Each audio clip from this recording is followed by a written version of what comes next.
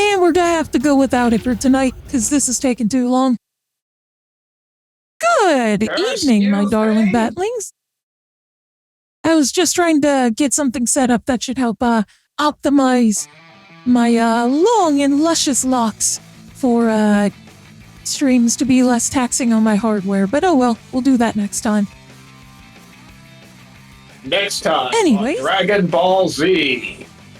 I need to get back to Dragon Ball Z Kakarot sometime. It's just, I haven't felt like it. I need to actually sit down and play Dragon Ball Z Kakarot. Give you an idea of how far I got into it, I went fishing with Gohan. Oh, so you're at the very beginning then? Yeah. Like literally the very first fucking mission. Hey, who? Also move the camera a bit so I'm not standing so awkwardly above it. Zoom up it in a bit so you can see my nice lovely face. There we go. Ah, thank you for the resub. 15 months in a row. Congratulations. Yeah, we've been doing this for a year and a half-ish. Ish. Almost. 3 more months and it'll be a year and a half. Yeah. It's the ish. Like April-ish. Yeah. If you're too young to know what April-ish is, when Gorillaz came out with their third album, Plastic Beach, they had a point-and-click adventure game on the Gorillaz website. Oh, I don't know why Speen's not working. Oh, that's odd. I didn't know the Gorillaz had video games. It was their website had a explorable version of Plastic Beach, but there was a part where you would reach and you would not be able to progress because you needed a key. And the key was missing because it was already eaten by one of the sea creatures. And Murdoch ordered a replacement key, but it wouldn't be there until, and I quote, April-ish. That sounds about I right. don't know if it ever got there because that site's inaccessible now and it hasn't been archived.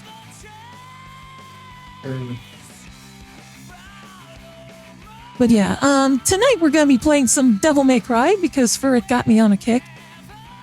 This is all your fault. You on a kick. That's hilarious. This is all your fault.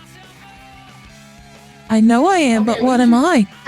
For context on what happened, Ari and I were having a conversation on one of the other streams. I want to say it was Bayonetta. Probably. And she mentioned Devil May Cry, and I mentioned, I've never actually sat down and played any of them except for 4. I got on my Xbox, and sure enough, they were having a sale for the entire HD collection for $10. Nice. So I said, what the hell? I will try, or I will do it. I will finally play Devil May Cry. So somehow that got Ari onto a kick of wanting to play Devil May Cry. Yep, that is indeed how it happened. Speaking of which, let's get on over here and... There we go, now it's really time. Let's launch us some Devil May Cry.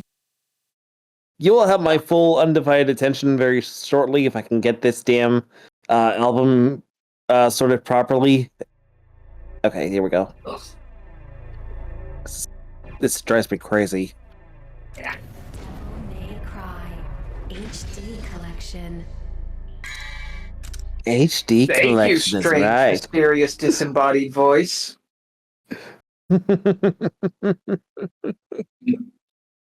So this includes Devil May Cry 1, 2, and 3. Yes. Not exactly the greatest of HD remaster jobs across the trilogy, but I need to hop on and see if 4 and 5 are on sale. But I would still argue that it's worth picking up. It's not a terribly done HD collection, thankfully. And we've seen how bad I'm HD actually collections enjoying the can hell out be. of it. I'm actually enjoying the Plus, out of it. this is my... Even though it doesn't remaster everything properly, this is my go-to way to play Devil May Cry 1, just because the controls are mapped in a way that doesn't suck ass. Meanwhile, in an alternate universe not unlike our own, except in this one, the Star Wars prequels didn't suck. 2 millenniums ago, there was a war between the human world and the other. I would. Let's not get started on that one for it, because I will defend the prequels to an extent. I know, dude. It's a joke from, I forget what fucking skit. I want to say it was Saturday Night Live or something like that. I don't know. I mean, I will admit, the prequel movies, not the greatest of films, but they're still enjoyable for someone like me. A legend. The legendary Dark Knight, Sparta. I will argue 2 and 3 are actually really good movies. 1 can go back into the hellfires that forged it. I actually like 1 a little bit better than I did 2. But that's, like, I think it's... But we can all agree, that the holiday special is peak cinema. Hell yeah. Whip, I don't know. stir, whip, stir. Sorry, we closed it. Exactly what I wanted in my Star Wars production. A music video by Jefferson Airplane, and a scene of Chewbacca's grandfather whacking it to some hologram ladies.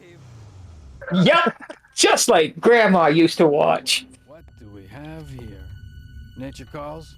I was going somewhere with that. Don't get too used to this voice for Dante, or this voice for Trish, or these voices for anyone, because they wouldn't settle on consistent cast until Devil May Cry 3. I only take special jobs, if you know what I mean. Also, hello, Trish. You're the man. You're looking quite the dish. The son of the Boo! I'll go sit in the joke was- timeout. I'll go sit in the timeout corner. That joke was So, bad. You should feel bad. So, Furret, did you get the thing that, like, in this opening cutscene, that's like why Dante decides to help her? I might have missed I'm it. gonna take that. I'm gonna take that for a no. After she kicks his ass thoroughly and impales him, which starts the running gag of Dante getting impaled at least once per game, Hot. usually by his own sword. Even hotter. Sword.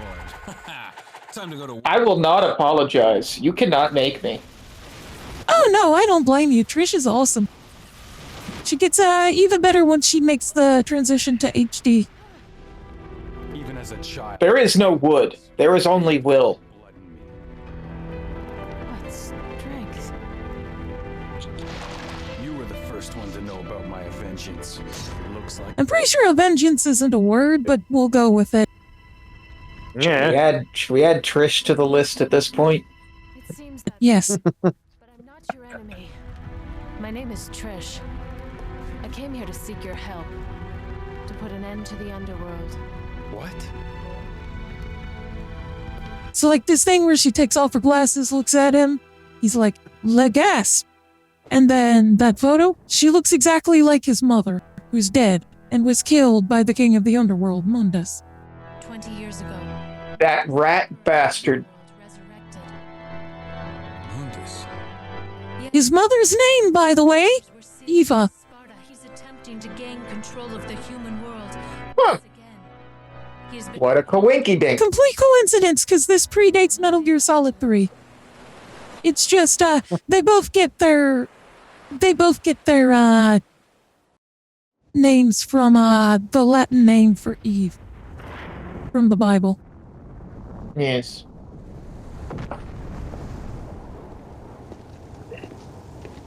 The castle is above this cliff. I mean, you guys can have Trish all you like. I prefer to be some lady. Meanwhile, I'm like, Nico is all mine. Who? Oh, she's in Devil May Cry 5. You'll love her, but she's already mine. But yeah, but what did you call her? Nico. Oh, Nico. Okay. Nico. I was gonna say, if you said Miku, we fighting. And I ain't talking No, I haven't seen quintessential quintuplets. Miku is an adorable little ball of you're rooting for her, but you know she has no chance. Pro tip for when you get back to playing Devil May Cry for it, always explore things that look like they're just part of the scenery. Like up there is where you get your first blue orb piece. Yep, I found that one by complete accident.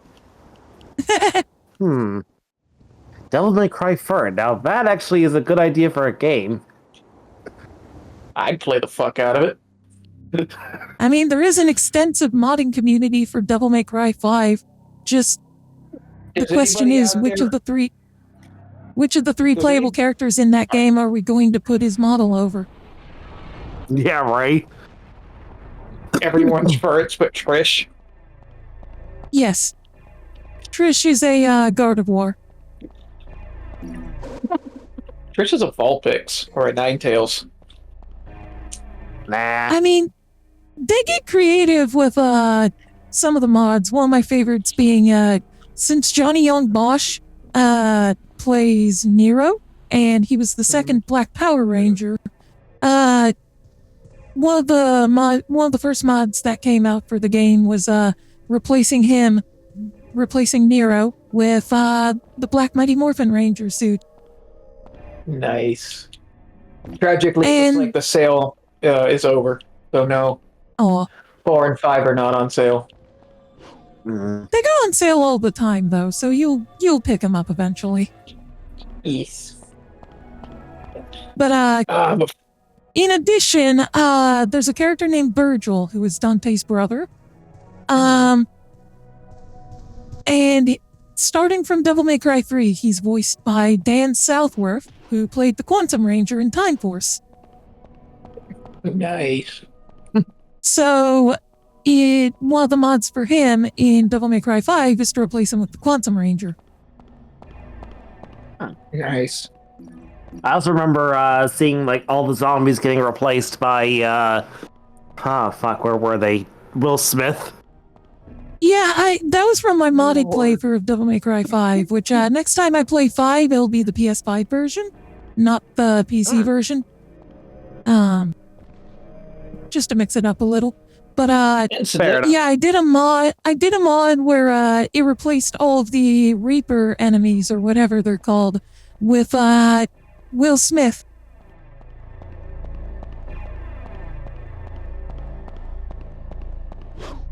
And who could forget the Hololive Cerberus? Oh, Lord. But incidentally, if there's any of you out there who watch this that are good drawers and would like to draw us a commission, I would absolutely fucking go for a Devil May Cry version of Furret. I mean, I would recommend my channel artist Sheba, but I haven't been able to get in touch with her for months. I hope she's okay. Yeah. Same here.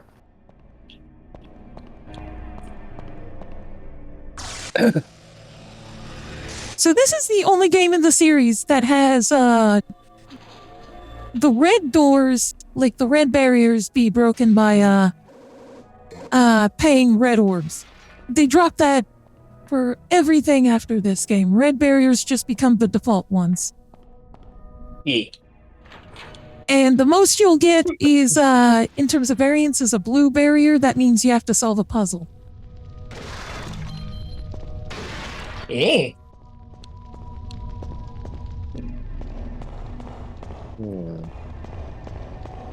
Oh, scusi. Scusi. Babada-boopy. Boopy? I am enjoying a delicious Coke Zero, orange and cream flavored. Available now in all of our major stores. Yeah, well, And there we've got our first blue orb. I'll take 5 cases for it. Send them up here at send them up here at Toot Sweet. Okay, given how inflation has hit us as well, that'll be about $60.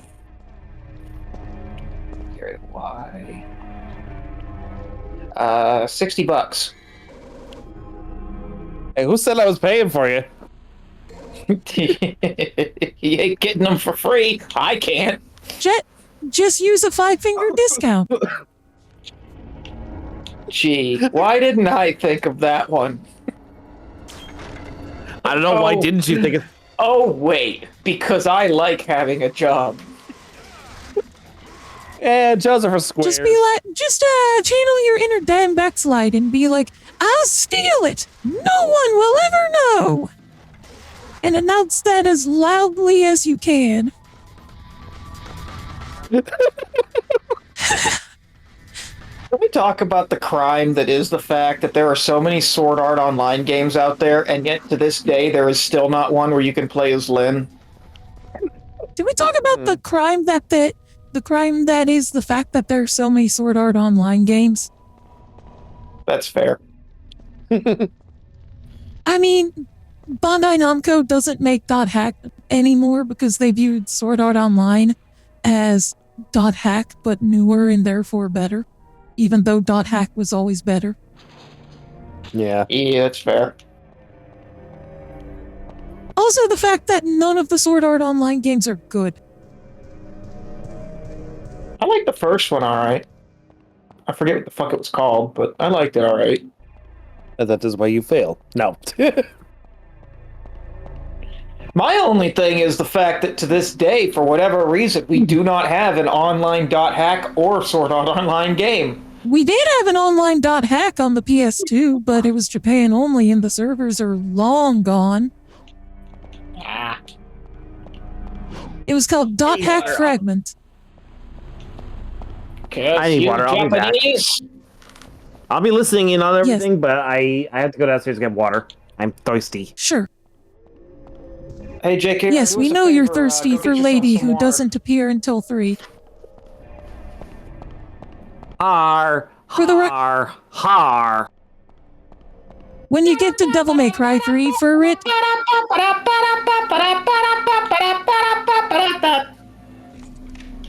when you get to Devil May Cry 3, just remember that JKR's already called dibs on Lady, that game's female protagonist. I'll take Trish, you take Niku or whatever you called her, and Nico. Lady. I would say Kyrie, but no, she's already canonically taken. We'll have ourselves a triple date.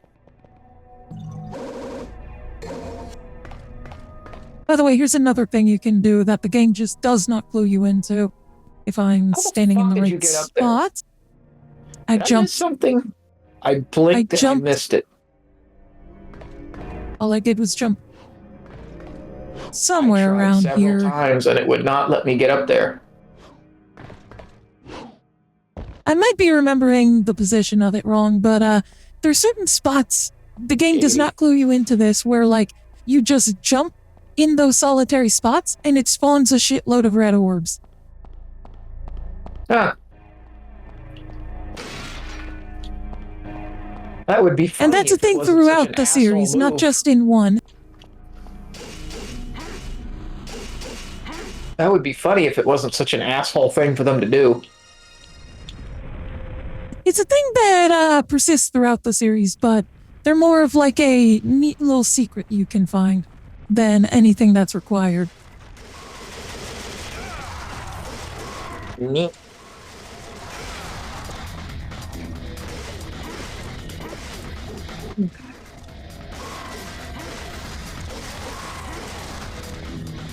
So yeah, I will agree with you that the first chapter or so is a little bit rough. Well, Devil May Cry 1 as a whole is a little bit rough, but the first chapter or so is especially rough because you don't have access to the shop, and you're just stuck with your very basic combos. And you can't use Devil Trigger until chapter 2 because that unlocks once you get Alistair. Mm-hmm.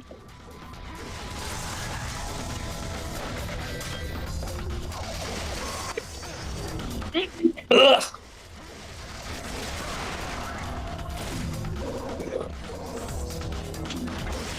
Also, the fact that the enemies could shoot you from off screen, like that.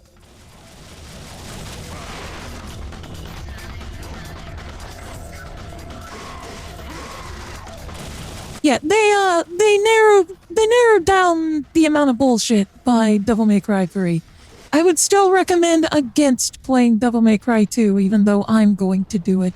But then again, I never claimed to follow my own advice.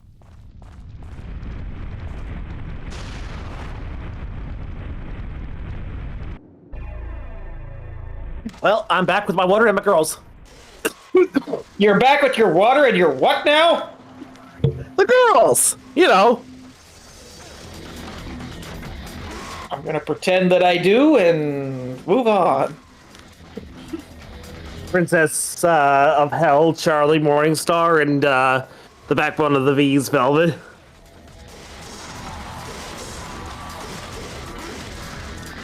I'm afraid to ask, what do you mean Charlie and Velvet are there with you? Are they in the room right now? The what? The cups that you gave me? Oh, gotcha. I was just like, did you buy more fucking standees or something? But I don't have any room to talk because I spent almost $100 fucking dollars on Emberlin merchandise. For it once. This is how you get up here. Okay. Nice. See? Like I said, jumping is very stiff in Devil May Cry 1. Yeah. I just sworn there was a place to get some orbs around here. Maybe it's like, there it is! There it is. But yeah, I It's on can't the really, nose of the plane. I couldn't really judge you if you did buy more standees, JKR, seeing as how I bought Emberlins, I bought Sally Mae's, and I bought Luna's. Yeah, after I got Rouge, I was like, yeah, I don't have that much room left for another standee. Well, I almost bought Millie, but I was like, eh. If she comes back around for a second round, maybe. But Yeah. Shark Robot isn't really known for their second rounds. I mean, yeah, like, the main thing I bought from Shark Robot during the the Valentine's Day sale, was that lenticular poster that I wanted. I bought all the Emberlin stuff except for the hoodies. Because I don't wear hoodies. That's fair. And I can't justify having something that expensive sitting in my closet. I get you. I mean, I wouldn't be caught dead wearing another. Well, okay, I take that back. I wear hoodies a lot, but I only one hoodie in particular. That's only one specific hoodie, and that's the Decepticon insignia one that Kier gave me years ago. Right. But you're basically saying you wouldn't be caught dead in a Verosica one. Just in general, wearing something from Hell of a Boss, especially a Verosca one, I feel like I get some weird looks already as it is, so I don't want any other weird looks. Right. Totally don't want to wear Hell of a Boss or Has-Been Hotel merchandise. That would be weird. Looks down at shirt. That's the thing, though. We're all weird here. Yeah. Yeah, here, I know my people. The problem is, out there in the real world, on the other hand... Interestingly enough, I wore the Hell's Bells shirt that you got me for whatever we agreed that was, I forget. But I wore the Hell's Bells shirt down to Dollar General, and there is a cute girl that works there that's like goth, but she has to be super fucking young, unfortunately. Yeah. But she pointed at my shirt and said, "Holy shit, Sally Mae's on a shirt?" Nice. So, why is it that every time I run into somebody who has the same interests as me, is a really cool or really good cosplayer or whatever, they're too fucking young? Because you're old. Yeah. I'm gonna go sit in my Pokeball now. There's a sculpture of a female It's called the old in agony ball, with a because I'm sword. old. In agony with a sword pierced through her chest. Wait, I can hear a voice. I am Alistair. The weak I shall am give their Alistair. hearts and The weak swear shall their give their eternal hearts. loyalty to me. Sorry. I am Alistair. The weak shall. That thing you said. JKR gets it. Oh, I get it all right. If I could put like a radio reverb to that, that would actually be a really good impression. At least of at least of Pilot Alistair. I can't do Amir Osti's version. Yeah. But I'm just gonna say that, I get that video killed the radio star. We really do need to do Alistair and Vox at some point. Yeah. Sad fact is, like, I can't see myself ever really doing Vox. Alistair, maybe. Vox, just too much of a hassle to wear a big fucking TV screen on my head. Actually, not that hard. Just make it out of cardboard. Giggity. Yeah. Also, I have the power!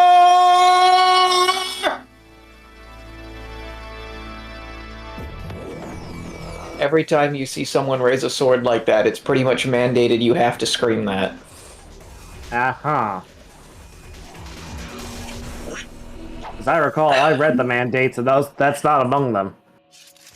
Oh, you didn't? I thought that Adam, Prince of Eternia, was was bestowed upon with fabulous magical powers when he held aloft his magic sword and sang, 25 years and my life is still trying to get up that great big hill of hope for a destination. And I realized quickly when I You couldn't keep that up, could you, Ari? I didn't want to go through the whole musical number a cappella. And I should. Then I get real high and I scream from the top of my lungs, what's going on? The fuck was that last bit? And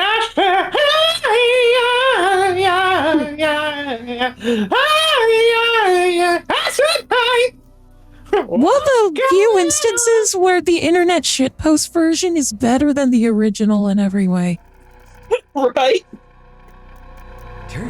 Because, like, if you've ever heard the original What's Up by Four Non-Blondes, it sounds fucking terrible. Mm-hmm. I do the... Which, of course, is why it's included in Rock Band 4, the Rock Band game with the weakest lineup. I do the Toad Sings version, but there are people with headphones right now. Yeah. Yeah. Mainly me. And well, Ari now as I well. have to do it. Ari, go ahead, take off your headphones.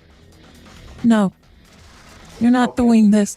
You're not unleashing this.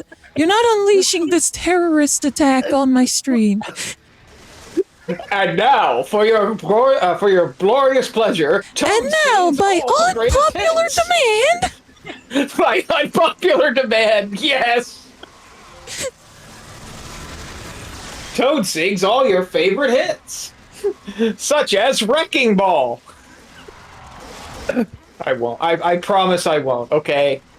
I promise. Because I know that the Toad voice is just absolutely annoying. And loud. Yeah, which is why I will forever argue that Toad's best voice, and by that I mean most tolerable, was in Mario Kart 64. So, Jen Taylor.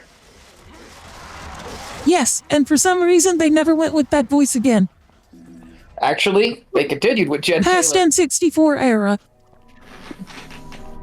Jen Taylor never stopped being the voice of Toad. No, still the Jen voice of Taylor Toad was to the this voice day. of, no, Jen Taylor was the voice of Peach.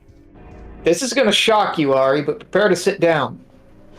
Are you sitting? Of course you are.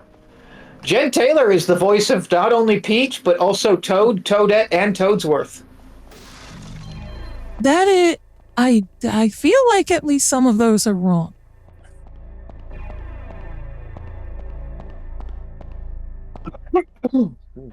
I know this because when I saw her in real life, upon seeing the fact that Toad was on her that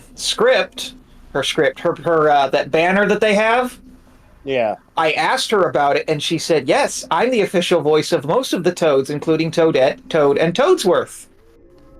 And then At the same time, keep in mind they just changed. Keep in mind they just changed a lot of the cast. Hopping on IMDb. She's also the voice of Cortana and Salem from Ruby, by the way. Yes, I'm aware that she voiced Cortana. I did not know she voiced Salem, and learning that cursed knowledge hurt my fucking brain. You say that like you don't suffer regular brain damage just from being in contact with me. She has been Toad since Mario 64. Okay. Well, her Toad voice peaked in Mario 64 and progressively got more and more screechy, where, to me, it's unbearable, but that's what makes it meme-worthy. She also voiced a couple Toads in the movie, by the way, but they don't tell you which ones, of course. Well, yeah, there's hundreds of the things in there. I will tell you, what's her name? She used to be on Ash, Hey Ash, What You Playin'? And she's like the voice of Aloy and Tiny Tina. I want to say Ash McDavid, but that does not sound right. It's Ashley something. Ashley Birch. Ashley Birch. Yeah, she is the voice of the Toad that says, I did not make out any of that. I did not make out any of that because of Discord progression. Discord's compression killed the shit out of that. Okay. She's the one that says, what are we supposed to do about it? We're adorable, when they're at the council meeting. Oh. Yep. The only frickin' reason I know that is because she does it in her Tiny Tina voice. I only know her for Tiny Tina because I've never played Horizon Zero Dawn. I did get to meet her shortly after Borderlands 2 came out. She was one of my biggest crushes for the longest time. But I kind of... I will always remember that it was Chris Rager and Ashley Birch were the halftime entertainment for the cosplay contest that year. And they just hosted the whole thing in character as Tiny Tina and Mr. Torg. For some strange reason, her filmography page on IMDb only lists her as doing 2 things ever. Like, it's stuck on 2 things for some reason. It won't show me the rest of the shit she's worked on. Yeah. Well, IMDb isn't exactly the best place to be looking this shit up. Yeah, IMDb is, I fixed it. I did a fix. I did know she was Chloe Price in Life is Strange. And she's also Molly McGee on Ghost and Molly McGee. I have never played Life is Strange. I've never seen Ghost and Molly McGee. I just know that a lot of people like to make memes about, like, crossing over dialogue between Master Shake and the ghost. I don't know his name. Yup. Fuck. I also know that people like to animate dialogue of, like, what if Dana Snyder voiced DDD from Kirby. And She's also a collaborator with Critical Role and is on them quite often.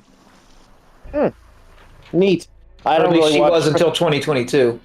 well, I haven't really watched much of Critical Role. I watched the shows that are. I've watched Legend of Vox Machina, which is based off the Critical Role campaign, but I've never actually seen the campaign itself. JKR will appreciate this.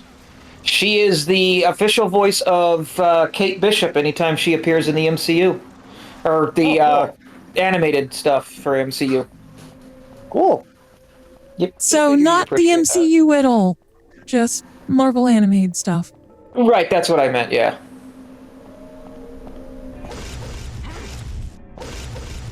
How the fuck did we go from talking about Jed Taylor to Ashley Birch? What do we do during these streams?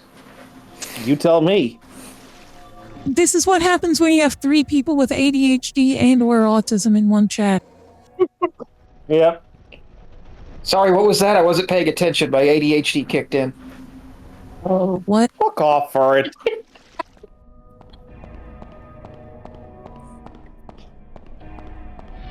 I just. Ah, shit. Ding dong, the witch is here. Not a witch. A spooky ghost called the Ghost Boosters. Oh, that's even worse. The only thing that could make it worse is if they were armed with skizzers. Oh no, they have skizzers. Scissorman? Scissorman! Scissorman! Well, I did not expect you to go apeshit. Scissorman! No joke, when I first encountered these, I legit had to pause the game.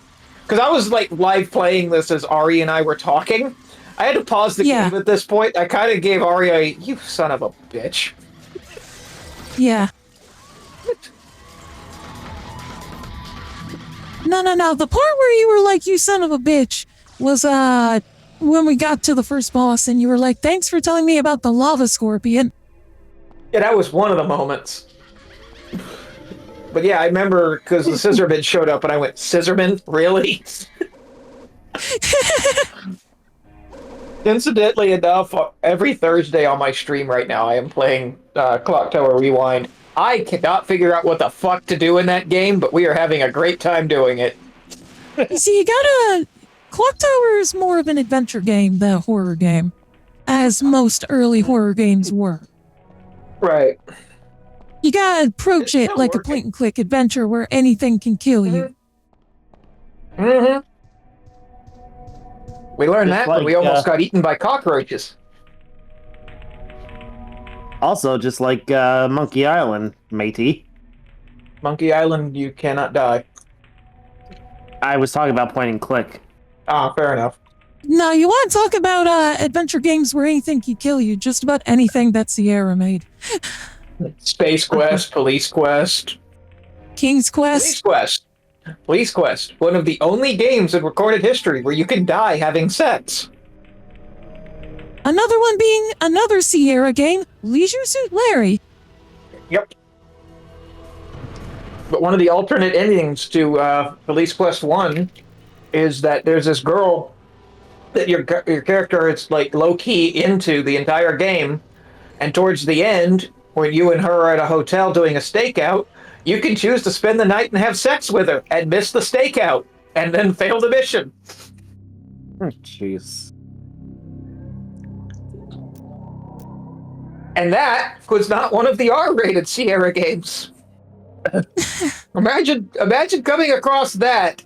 Imagine if you will, a 10 or 12-year-old furret coming across that ending and having questions for their parents.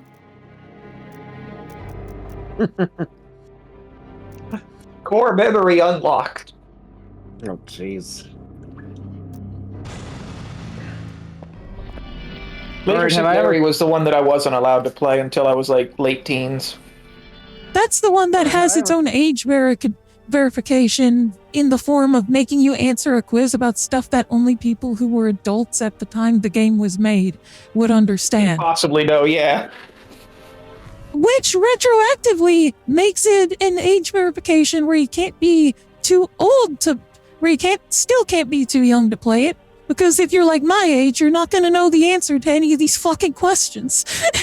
Luckily, this magical invention called Google exists. Yeah, but Yeah, but I've seen the questions on the age verification, and it gets into some wild shit. Yeah. Like, apart from your regular, trivia about pop culture and stuff, like, what was the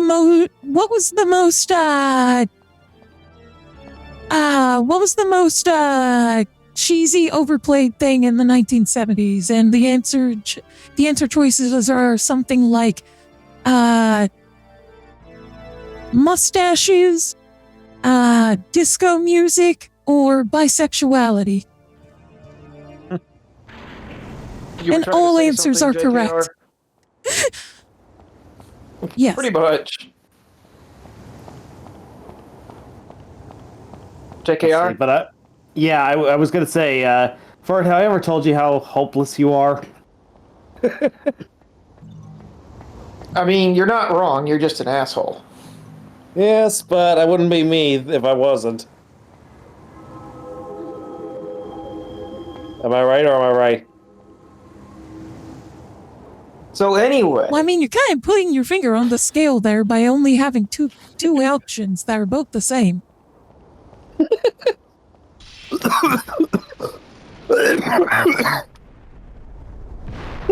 Now, granted, when those games were first coming out, graphics were very limited. So Yeah. it wasn't one of those where it was an explicit sex scene kind of things in Police Quest. Yeah. It literally just fades to black and shows you some text saying that while you enjoyed an enjoyable night with such and such, I forget her name, you missed the stakeout. While the sex was good, unfortunately you lost your job and had to move into the, like, it was like this weird long explanation of how you fucked up by having sex. So you fucked up by fucking up. Pretty much. And I had to ask my parents what the fuck any of that meant. And that was when they were like, we're going to start monitoring what games you play now. Like, that's fair, I suppose.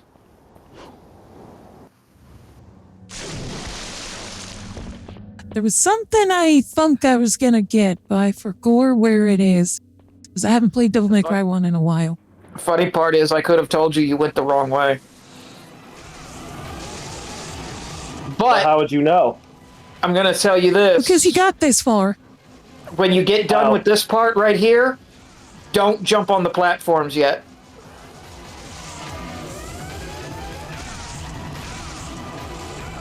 You can actually cheese this whole fucking thing. You don't have to use the platforms. I know. You just get to fight skellies. But there you go. Yeah, that only spawns after you fall into the abyss the first time. Yeah. Also, I use the platforms because I'm conserving my devil trigger for the boss fight that's about to come up. Boss fair. As you fall into the water. Also, falling into the water is a cheap way to get back to the other side. Yes. Because it always refills your health to maximum once you kill all of the skulls. Once you kill all the skellimons. They actually do have names. I think their names are Sargasso. If you go into if you go into the pause menu, you can see like the names for all the enemies, and in typical Capcom style, they're a bunch of fucking nonsense.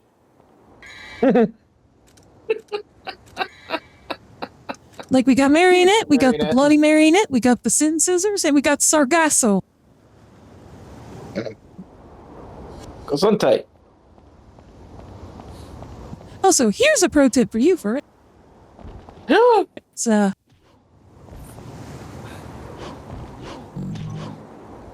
Nice. Wait, what is this platform up here? I like I've platforms. never seen this before.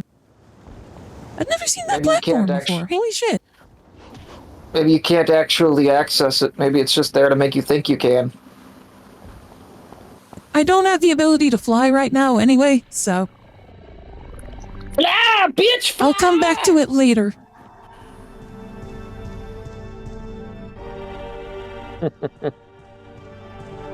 A few hours later, I feel like we're supposed to get back to something.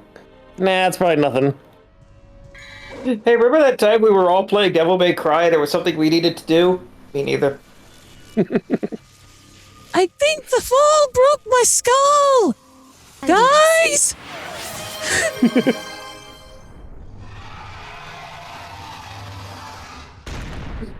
Thanks, I hate it. Fun fact, the guy that voices, I believe it's the guy that voices Phantom, was in the old Sailor Moon dub. These were Canada-based voice actors, so there's a few that were in like some 90s cartoons and dubs back in the day. No one from Ocean, though. This is like Cloverway, much lower budget studio.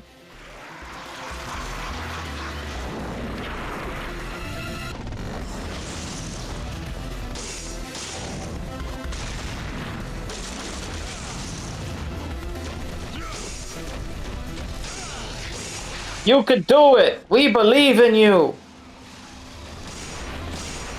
Speak for yourself for it. Okay, you could do it! I believe in you! JKR is an asshole! Well, yes I am. Thank you for noticing. He's not an asshole, otherwise he wouldn't be able to show his model on stream.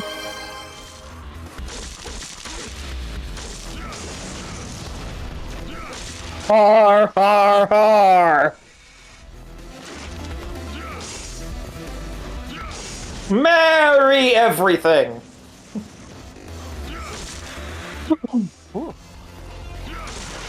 Let's not December ween yet.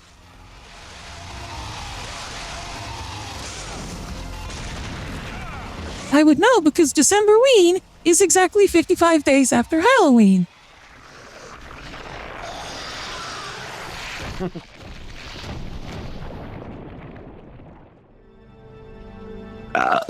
Oh, scusi. Sir, please come back here, sir. Sir, you dropped your death.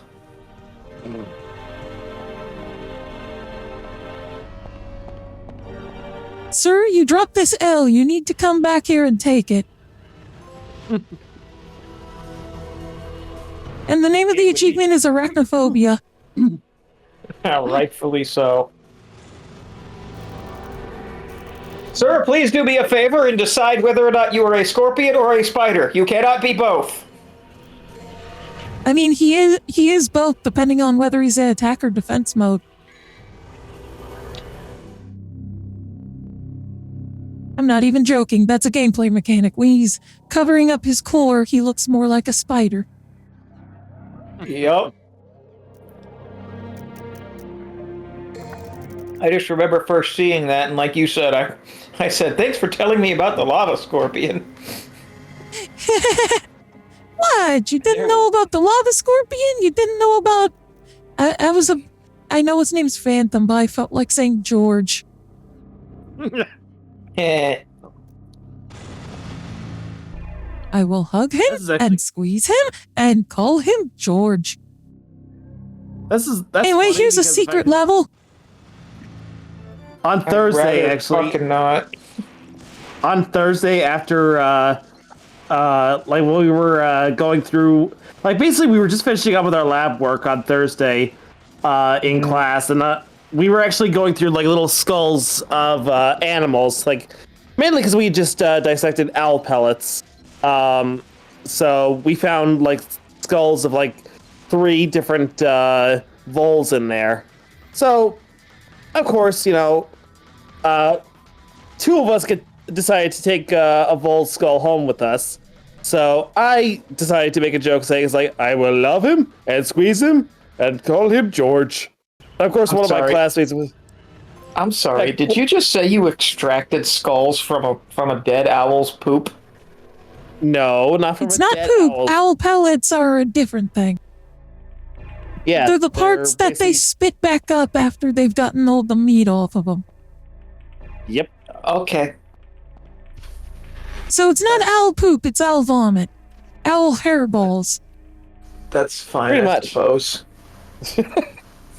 What? You don't? Carry on with your story. I mean, so the funny thing is, though, Hey, our buddy's back. I said that to my group, and one of my group members was like, "Check out, where is that from anyway? Like, you quoted that like twice now. Where is it from?" And I'm like, "Oh, it's from Looney Tunes." And he's like, "I have never seen much of Looney Tunes." I'm like, "This is old Looney Tunes before you were even a thing." Before you were even a thing. Thing. Well, yeah, because the thing is, I remember watching it as a kid. That was Looney But Tunes this- before any of us were a thing. I could have sworn that was a later Looney Tunes bit, but yeah, No, it's from the 50s. Yeah. that I actually didn't realize. I thought it was sooner. Most of the Looney Tunes stuff we know and love is from like the 50s to the 50s to the early 80s. Nah, I it's thought it was, mostly like, from early- it's mostly from the 40s to the 50s. 40s, The golden age of the golden age of Looney Tunes, as they would call it, ended in like the mid 60s.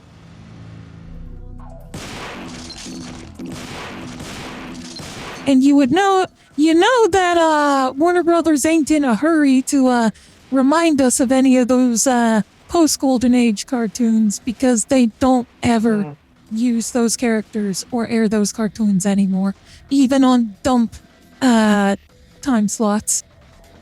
Because it's like, okay, this is literally how it went, okay?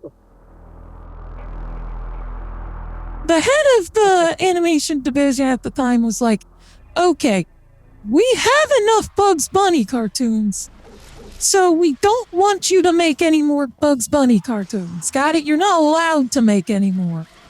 Mm-hmm. And we've basically got enough cartoons with these iconic characters that everyone knows and loves. Plus, it's the 60s now. It's a perfect time to introduce some classic, lovable new characters like Cool Cat, not related to Derek Savage, although he probably stole that from the old Cool Cat. Or Bunny and Claude. God. There was a Cool Cat from the 60s? Yes, and unlike the Cool Cat we have now, he was actually supposed to be cool. As opposed to being the insane living manifestation of a 60-year-old man's unsolved childhood trauma. Because from what you're this could, I don't know why, but what you're describing sounds a lot like Top Cat. No, not Top Cat. Top Cat was Hanna-Barbera. This was Cool Cat. Oh, okay. Oh, He was like a beatnik. huh. Oh, okay, I see. When he looks like a tiger almost. Yes, he wasn't actually a cat. He was a tiger. Tigers are cats technically, but you know what? I know what. Yes, but they were more concerned with the punny name than actually creating a good character design. That's fair. Like, a lot of these characters boiled down to one gimmick. Like, Cool Cat is like a beatnik, and that's his gimmick.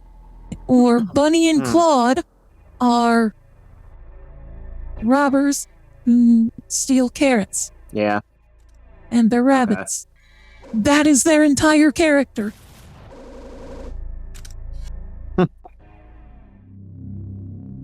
Also, Cool Cat has the distinction of being in the final Looney Tune of the original run, and it's one that doesn't get aired anymore because it's too racist, even by the standards. Like, it's not part of the censored 11, but like it was racist for the time it came out in. Oh, jeez. It's like, what better way to send out Looney Tunes on? I know, an episode all that's just a bunch of racist jokes about Native Americans, starring Cool Cat. Oh, boy. Which by the 60s, that was considered, questionable.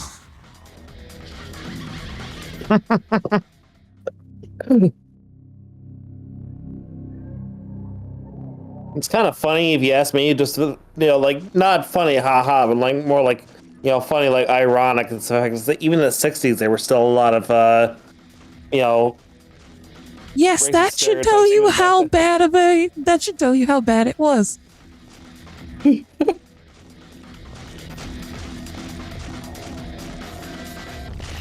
Like, it's not so much that it was racist that was the problem. It's that the jokes weren't funny enough to make up for it being racist in the eyes of the 1960s American. Mm.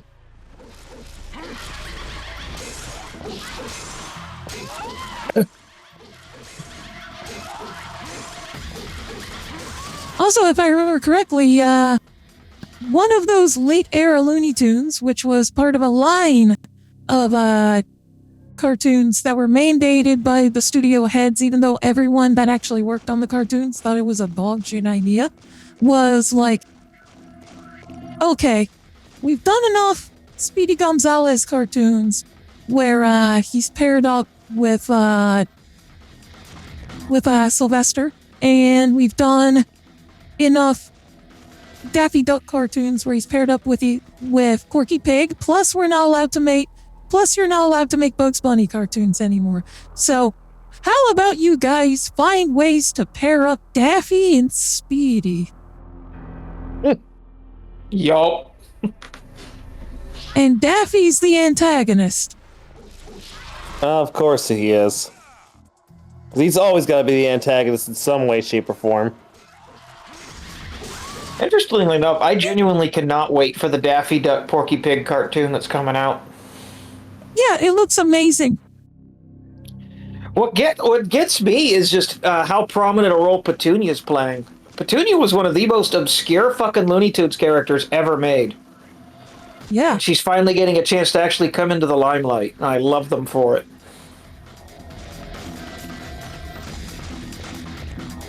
But yeah, like you said, it looks amazing. And the fact that they're able to take only 3 of the Looney Tunes and make them pretty much the main focus is just nothing short Instead of of making it a big ensemble movie featuring as many Looney Tunes characters as possible, and therefore not giving any one of them a real moment to shine, which is a common problem in Looney Tunes movies. Even the good ones. Like, a common problem in them is that they want to shove in as many as possible, so you don't really get enough of any of them. Mainly just looking at you, Space Jam Legacy. Okay, that one wasn't just shoving in as many Looney Tunes as possible. That whole movie existed just for Warner Brothers to flex how many IPs they own. Exactly. The fact that the Animaniacs are literally sitting there on one of the scoreboards and don't do a fucking thing the entire movie pissed me off. Like, I'm sorry. You have the Animaniacs there. You have the perfect opportunity for them to finally interact with the Looney Tunes, which we've wanted for years, and you don't do it. Fuck you. The fact that it's a Space Jam sequel and there's no Space Jam in it. I'm not gonna be that guy. Cyberspace doesn't count. I'm not defending the movie, for the record, by any stretch of the means. Nah. But I do give them credit on that they didn't specify what kind of space for this one. They just said Space Jam Legacy. Hmm. And then the majority of the movie ended up happening in cyberspace. And then in another I also And in another 20 years, they'll come out with. In another 20 years, go they'll ahead. come out with Space Jam 3, and it'll be in meat space, which is just the real world. Oh, Jesus Christ. But I also give them credit for one of the worst and yet most fucking brilliant sight gag jokes ever made. And that is Sylvester announcing that he found Michael Jordan and that he can play for them. And then it turns out it's Michael B. Jordan. Oh, the discount version. Well, depends on your definition, because Michael B. Jordan is actually an amazing actor. He was Killmonger in the Black Panther movie. I'm not saying anything against him as being an actor. I'm just saying it's like, In the context of the movie. Yeah, exactly. But just the fact that they went there and they like the build up for it like makes you think, holy shit, did they actually get Michael Jordan to come back? And then Michael B. Jordan's the one that walks into the locker room, and like literally even the Looney Tunes are like, "You dumb fuck," without actually saying "you dumb fuck."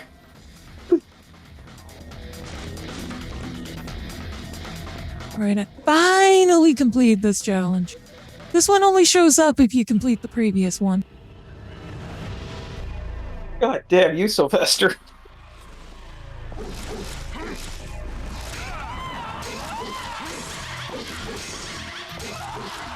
Okay, but What are we dealing speaking of the whole I found gag, and it's like, and I found something completely different, but like it's similar, and it's also from a Warner Brothers cartoon. None of those will ever top I found prints. No, fingerprints. I don't think so. Yep, from the series finale of Animaniacs. Yep, That was the series finale? I think I didn't know that. It was one of the final episodes for sure. Because that was when they knew they were getting canceled, so they threw every fucking possible joke they could in there. And it's also where they brought Minerva Mink back for the first time as a full front character for like not years, because the show only lasted 3 years. But for episodes, because for the longest time they couldn't use her because of how overly sexualized she was. So they brought her back for the first time in a long time, and she was the main fucking villain of the episode. Or at least one of them. I think there was several villains in that episode. To think that the same same network that would eventually air Sonic X, which has one of the most sexualized depictions of Rouge the Bat, even though it was toned down for the Western release, took offense to oh, Minerva Mink, no, we cannot show that on our kids' programming block. To be fair, at the time that Minerva Mink came out, overly sexualized cartoons like that were not really that heard of. And it's the fact that in the same era that gave to the world SWAT cats. Fair. But literally the entire context of the Minerva Mink episode is that the wolf in the episode cannot decide if he wants to eat her or fuck her. That is literally the episode. Minerva Mink was a very, very fucked up Animaniacs episode, and I love them for it. Fun fact, for the longest time, people thought that there were Minerva Mink shorts that were finished but had to be cut. And for decades, people were searching around for any scrap of information about these lost Minerva Mink shorts. And then it turns out someone finally thought to ask one of the people that worked on Animaniacs, and they were like, no, after her first couple appearances when we were told we're not allowed to use her anymore, we just never did it. We just never made any more shorts for her. Yep. They only ever made the So two this that I whole recall. search went on for nothing. They only ever made the two that I recall. The one about the wolf that wants to eat her or fuck her and can't figure out which one, and the one where I think it's the same wolf has this weird curse where he keeps turning into like a giant hunk, and Minerva Mink wants to fuck him.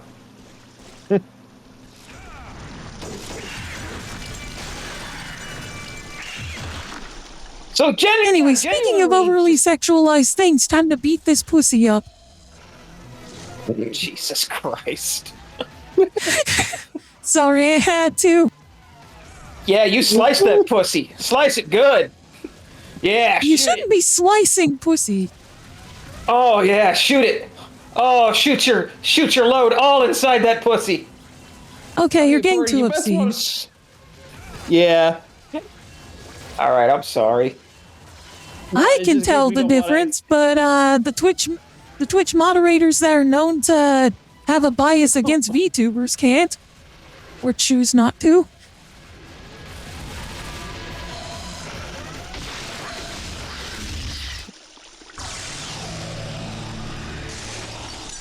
I apologize. For the record, that mini-boss's name was Shadow. Aw. We fight a few more shadows throughout the game as optional mini-bosses, and then one as a non-optional mini-boss. Basically, there's lots of shadows on this island.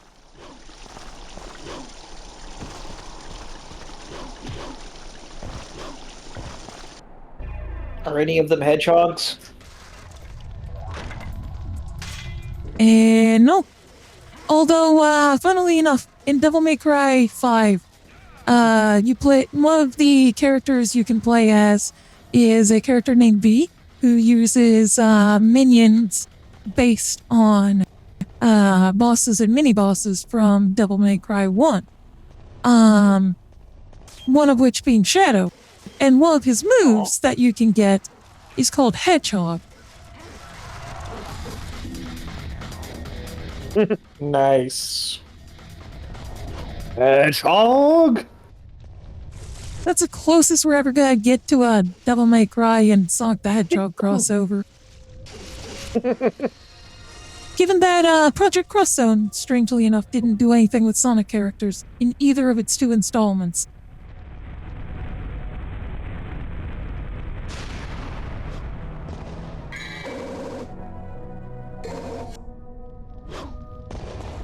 Project Cross Zone 2, by the way, being one of Devil May Cry and Bayonetta creator Hideki Kamiya's greatest regrets, because he was asked by the developers of Project Cross Zone 2, can we use Bayonetta in this game? And he said no, because I don't want third parties working on my property. Without realizing, oh shit, this was my one chance to have Dante and Bayonetta in the same game. Oops.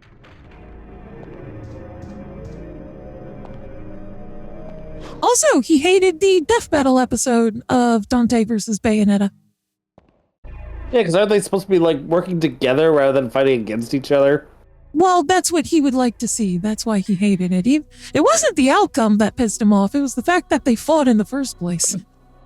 Yeah.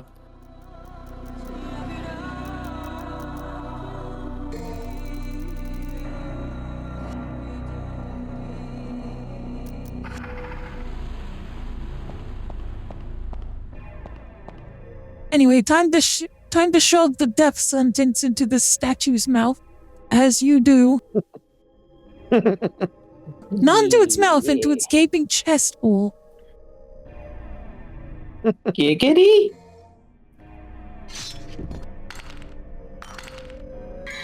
Giggity. And by doing that, we get the melancholy soul. Less giggity. I swear, this all makes sense. Are you sure about that? It makes sense if you don't think about it. You reminded me of this one time that on BTV, where the stream was having issues, and our streamer, said we are experiencing technical difficulties. So I chimed in with, "This is a disaster!" And then they said, "Never mind, difficulties are fixed." And I chimed in with, "This is slightly less of a disaster." Okay, remember this guy. He's gonna come back a few times. His name's Nilo Angelo. And then the leader Milo of the Angelo. Gotcha. and then the leader of the group chimed in with, or actually at the time it was Thames, said, "Thames, please don't ever change." I was like, "Don't plan to."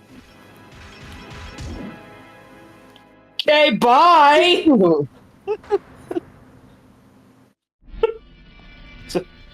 He can't talk, Dude, but what he's literally- basically saying is, "Come out here. We're gonna fight."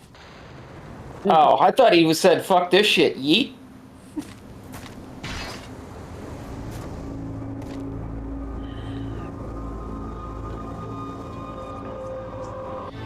So is this basically this game's answer to Shadow Link?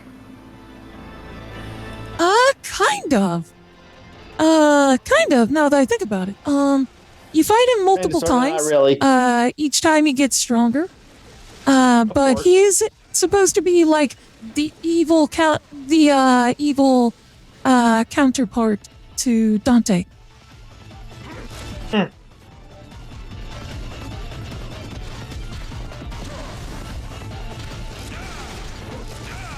Speaking of, one of these years I'll get my Ocarina of Time Let's Play up all the way up on YouTube, except for the well episode that I accidentally forgot to download. Oops. That's fine. I could just throw a disclaimer on at the beginning. I can just throw a disclaimer on at the beginning of the Shadow episode saying I made an oopsie. Just throw a text disclaimer on the beginning saying, "Oopsie whoopsie, I made a fucky wucky ooh woo a little fucko boingo. The code monkeys at our headquarters are very hard at work on this." Or I could absolutely not do that. Oh, God. Remember, kids, a good way to get yourself banned on YouTube is to say fuck within the first 2 minutes.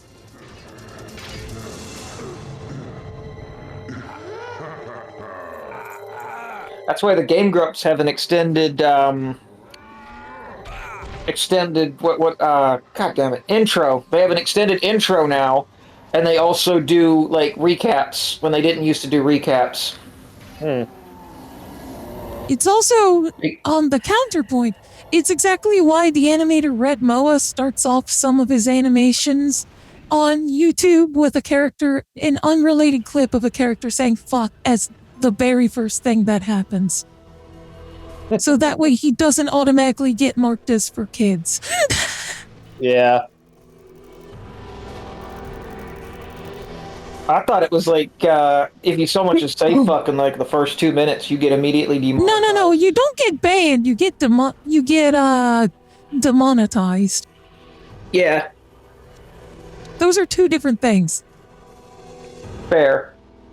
Banned is when you're not on the platform anymore. Demonetized means you don't get ad revenue for your video, but YouTube's still gonna put a fucking bukkake of ads on it.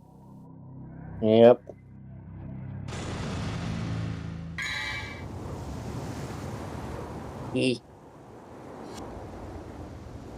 It's also incidentally one of the reasons why I've stopped trying to say bad words at the beginning of my streams.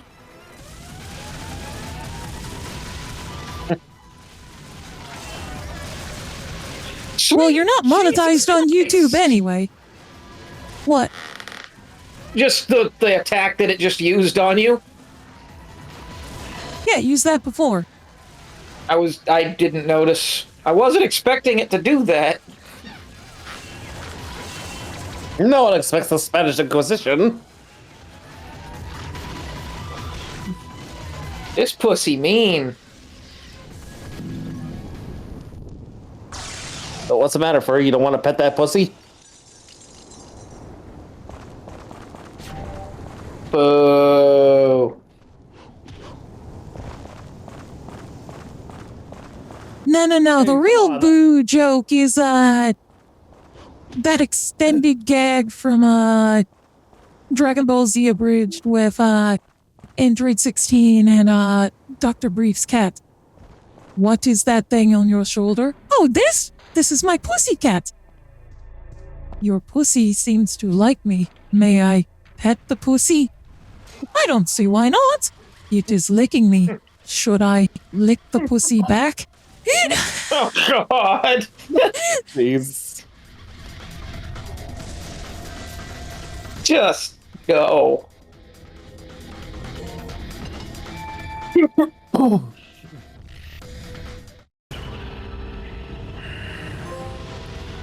So my favorite gag from that whole series will always be the one with Chi-Chi getting increasingly mad about Krillin telling people that Gohan is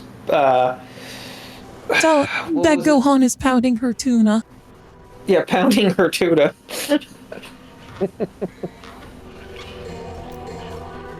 And then you just hear Master Roshi in the background.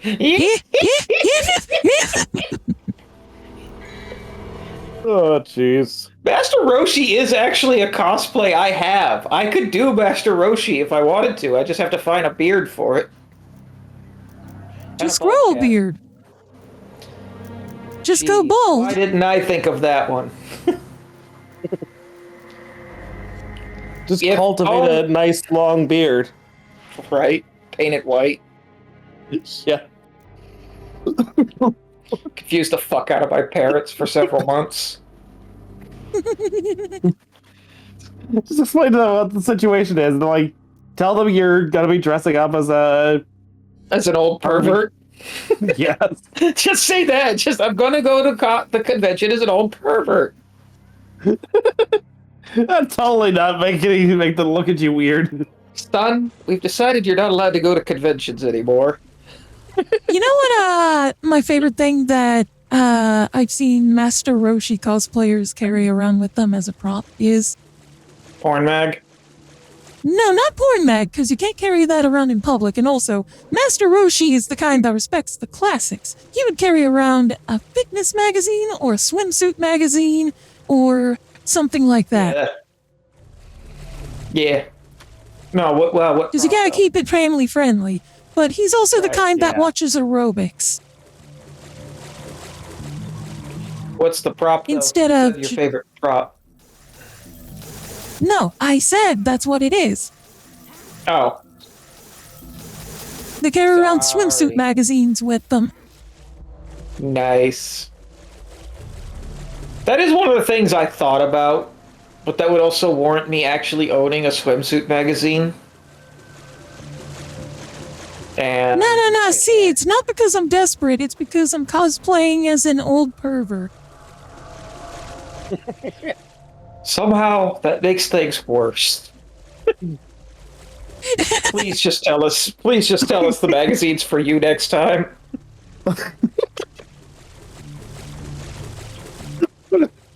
I'll never forget it, though. That is one of the conversations me and my mom actually had one time. Like, back when she still insisted on being the one that cleans my room kind of deal. She actually said that one of her greatest disappointments was when she did it for the last time, just before I became a teenager, that she never once found porn magazines under my bed.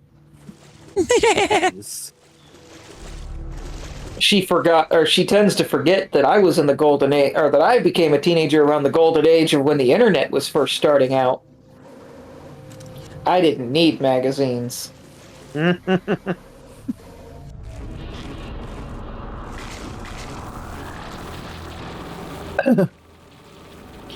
think the closest I had was I actually did have an issue of People magazine in there that had, like, I forget who it even was, but it was someone in swimsuits.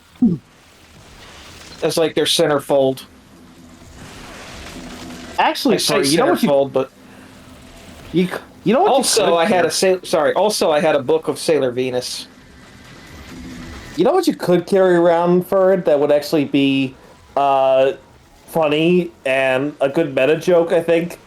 Well, I don't know if this would actually be a meta joke, but still it'd be funny in my opinion. Carry around a Marvel swimsuit edition.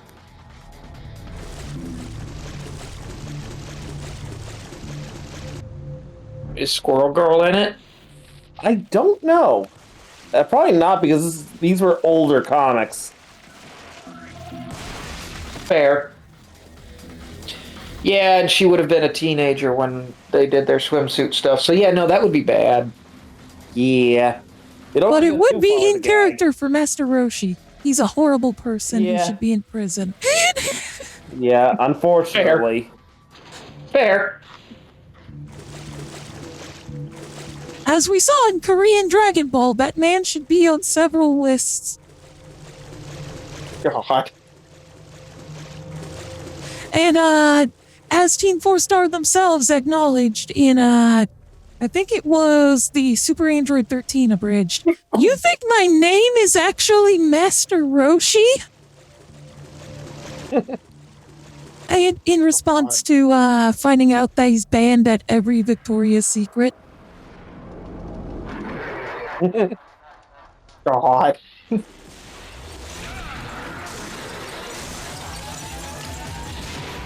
My favorite fucking just absolutely wrong, out of context joke ever done, and I don't think it was Team 4-Star per se.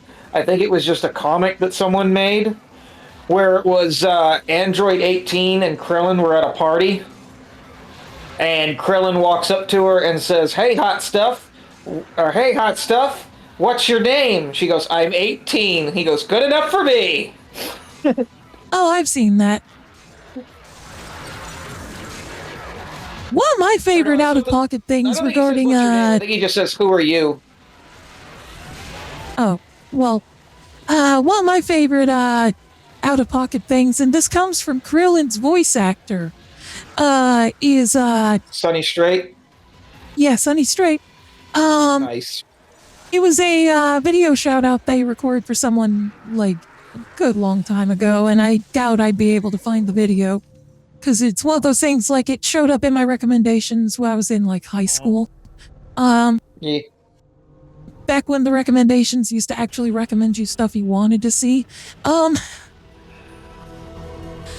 it was, like, him giving a video message to, like, a friend who couldn't be at the convention. He's, like, saying that, you know, he wishes she was there and that, his advanced blow-up doll wife is also there. Oh, God. Which is how he apparently refers to 18 as.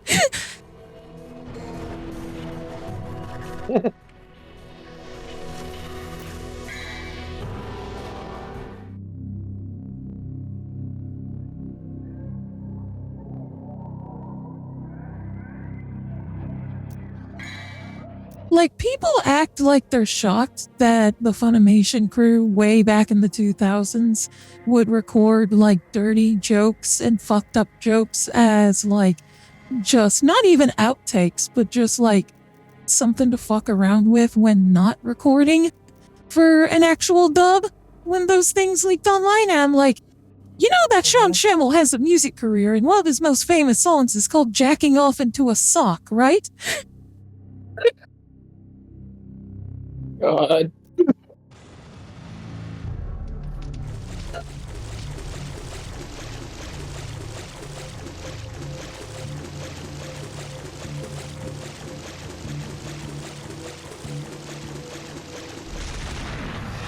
I've heard that song before, unwittingly. It is, about...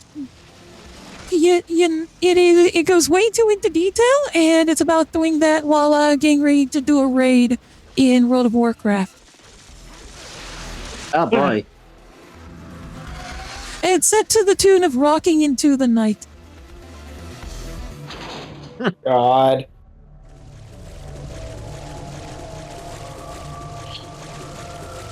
Incidentally, the only reason I knew that Sony Straight was the voice of Krillin is because he's also the voice of Usopp. And Yep. I have his autograph for Usopp. He was also the original voice of Tom from Toonami. Hi, Kier! Yes, that was the, Kier. scorpion/spider. He can't decide what he is. It depends on whether he's in attack or defense position.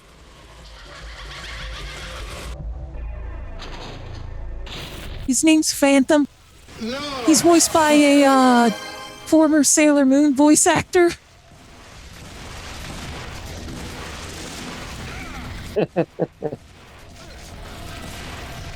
Here, let me know when you're feeling up to partaking in a stream sometime, so we can do some more Right to Hell. Because I've been holding off on that until you get better. Yes, please get better. Please do a get the better.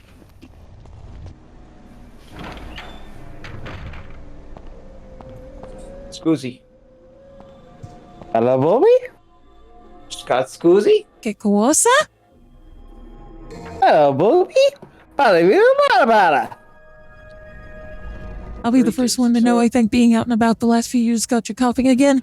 Yeah, that tracks. Dear sir or madam, it is my regretful information to tell you that your Spanish is the suck. Please do no longer speak the Spanish. Thank you. But that's not Who said Spanish, that was it's Spanish? Italian. That's part of the joke. Also, the fact that what I said was in such broken English. Heard you are broken English. That's only mildly racist. Only mildly. Which You should means be it's ashamed still of yourself, acceptable. but not by much. Don't take that out of context, guys. Please don't. Yeah, please do not. Immediate regret on that joke. Haha! The one time I'm not the racist one. While doing take that out while of doing a racist accent, yes. It wasn't even an accent. It was literally just me speaking in a computer voice. Yeah, well, still, that's racist against computers. You do know I'm a cyborg, right? Which means I'm at least, I don't know, how much percentage of the body is made up of everything below the jawline? Good lord. However much percentage of that, I'm that percentage computer. Seaford? I blame He's fear. back!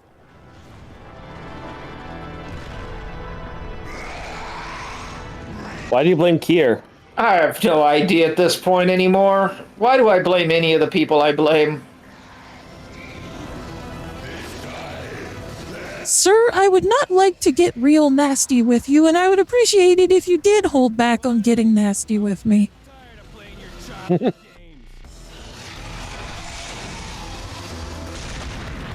I may be Excuse me, into sir. certain kinds of Would you monsters, please but respect- that is conditional on them not being mostly spider. There's gotta be like a certain percentage that is still recognizably human.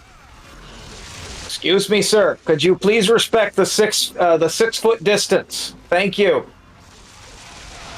I want none of what you have. Alright. Yes. No, I'm telling Kier. Furret. Because Kieran chat said, who's blaming me because I will fight using Beyblades. And now Phantom's finally dead. I'm not allowed to use Beyblades anymore. Not since the accident. Once again, JK. So many dead Gatomon. So many dead Gatomon. I remember it like it was yesterday. It was the day yesterday. It was the day before today. I remember it like it was yesterday. You're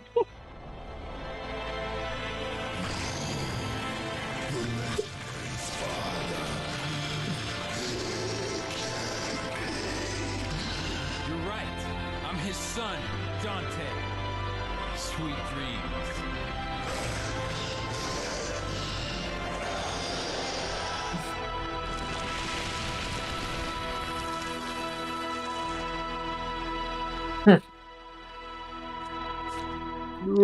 So yes, he's really dead now. Are we sure this time? Maybe we should go poke. Yes. Hi, baby. Where you been? Nice view from up here. Where you going? Did I creep you out? I'm sorry, honey. Come back. Shut up, Ford. If you want Trish to, respect you, you gotta respect her. Would I play a Beyblade MMO for fun if they made one? I was never really into Beyblade, so probably not.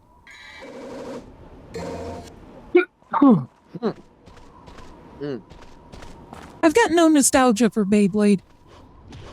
Same. Like, I didn't watch much of the anime, and I never had any of the toys. Again, I think I had at least maybe like one toy, but it was like I never bought it. It was more so like I just got it within the past like 10 years because someone was just trying to get rid of the stuff. Correction, I did have one toy, but it was like a Burger King toy or something. So it's not like something I actively sought out. My thing that everyone was into that I never got into and never will, and JKR hates me for this, was Yu-Gi-Oh! I don't hate you for it. You remind me every day. It really sucks. He hates you for multiple. He hates you for other reasons. That's Yeah, the fact that you don't care for Yu-Gi-Oh! I don't care. It's just a case where it's like, I keep forgetting, so it's just like that's the shame because I keep fucking forgetting that you were never into Yu-Gi-Oh! It's nothing to do with you. It's just my I know, dude. It was a horrible joke. memory. It was a joke. Well, I didn't realize that, so sue me. Don't even think about it. Gladly, we'll see you in court. That's why Ari took it to the he hates you for other reasons. Yes. Yeah, I hate you for a lot of things. I hate you for it, but that's not one of the reasons. There's many reasons why I despise you. Anyways, now we got a grenade gun. All one word. Nice. Oh, shit. How explosive. And with that, we finally lowered the drawbridge so we can get out of the castle and go explore the forest.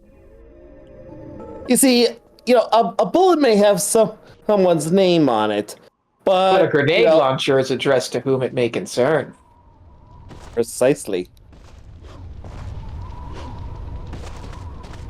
You stole my joke! I added to your joke. I actually was going to say that, surprisingly enough, for it. We did the joke together, like friends. We can be like brothers and share the same bathroom. And Ari made it weird. It's an Ed and Eddie line. It's one of my favorite out of context Ed lines. Because even in context, it's like, Ed, why is that the first thing your mind goes to about brothers? There, a lot of Ed's lines are, why is that the first thing you thought of? Fun fact, according to Danny Antonucci, creator of Ed, Edd and Eddy, the reason that Ed is so stupid is because he's watched so many crappy B movies on TV that's rotted his brain. What? What? That actually checks. Oh. It's something that completely works within the context of how it's presented in the show. Indeed. What was the line again? Which line? The brothers line. We can be like brothers and share the same bathroom. We could be like brothers and share the same bathroom, Eddie.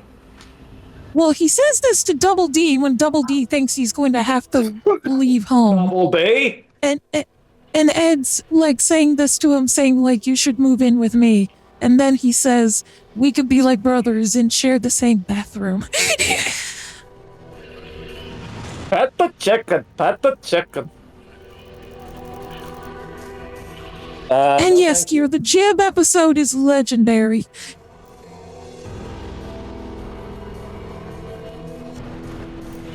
See, you get to see Eddie get his ass kicked by nobody. Oh Lord, it has been years since I watched Ed, Ed, and Eddie. I'm pretty sure there's a complete series DVD set finally, so it's a good time to watch it. There is with a but. What's the but? It doesn't have the finale movie. Well, I wasn't expecting it to. And it pissed a lot of people off because that's like a... The finale movie is available on digital services, and it has been for a long time. Unless it's on Max, in which case it ain't on Max no more. Of course it's not on Max anymore, because Max takes all the good stuff off. Max doesn't know what Max wants to be, and I think that's Max's problem. Yeah. Max has a lot of problems. Now hear me out. You guys are being mean. I'm right here. I got a feeling that, going off what Kier said, I got a feeling, Kier, that because the game is coming out, they're going to do a re-release of the Samurai Pizza Cats DVD as well. Yeah, the DVD is crazy expensive right now because it's out of print. Yeah, I'm sure they'll do like a re-release of it, and I'm going to be all over that shit like a pizza. I am just excited we're actually getting new, actually canonical Samurai Pizza Cats material for the first time in 20 years. 30 years, even.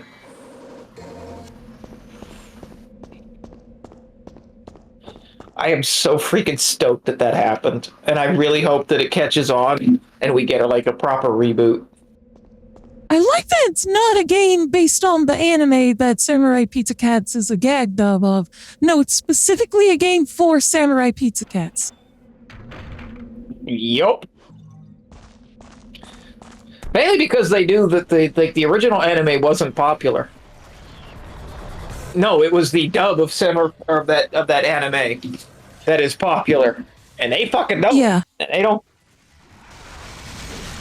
It's like how, if they were to make a Ghost Stories game, they'd have to keep in the spirit of the dub instead of trying to be true to the Japanese version. Or a penny in stocking. Well, Penny and Stocking is fucked up in both versions, but the dub is more popular because Right. it was made for a Western audience, more or less, from the beginning. It is also one of only two animes in history that I could think of anyway. Ghost Stories, of course, being the other one, where the creators of them have come on record saying, no, watch the Western dub, don't watch the shitty Japanese version. I could give you a third one where it's not where they're not saying the Japanese version is shitty, but they still tell you to check out the dub, and that's Cowboy Bebop. Yes. But no, that one he said out of respect for Steve Blum. Yes, specifically saying Steve Blum's Spike Spiegel is sexy compared to the Japanese Spike Spiegel being good.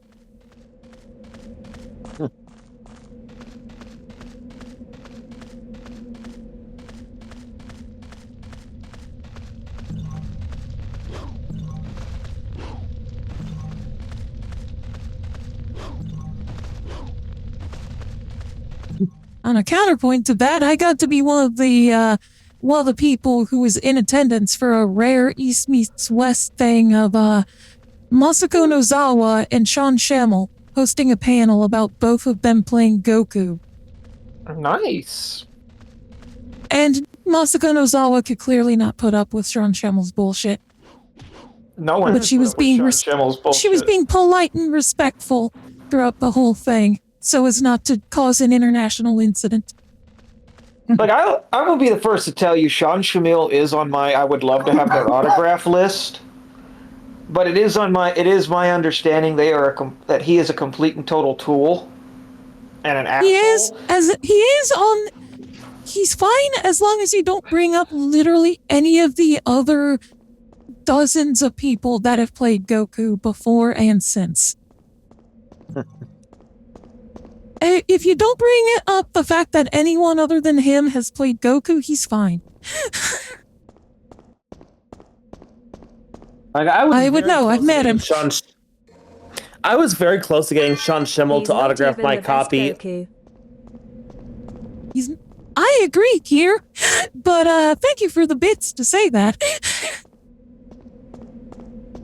But he's a great. well, like, I would say he's a great Goku for the modern age. But my favorite Goku, not counting Team 4-Star Goku because that's cheating.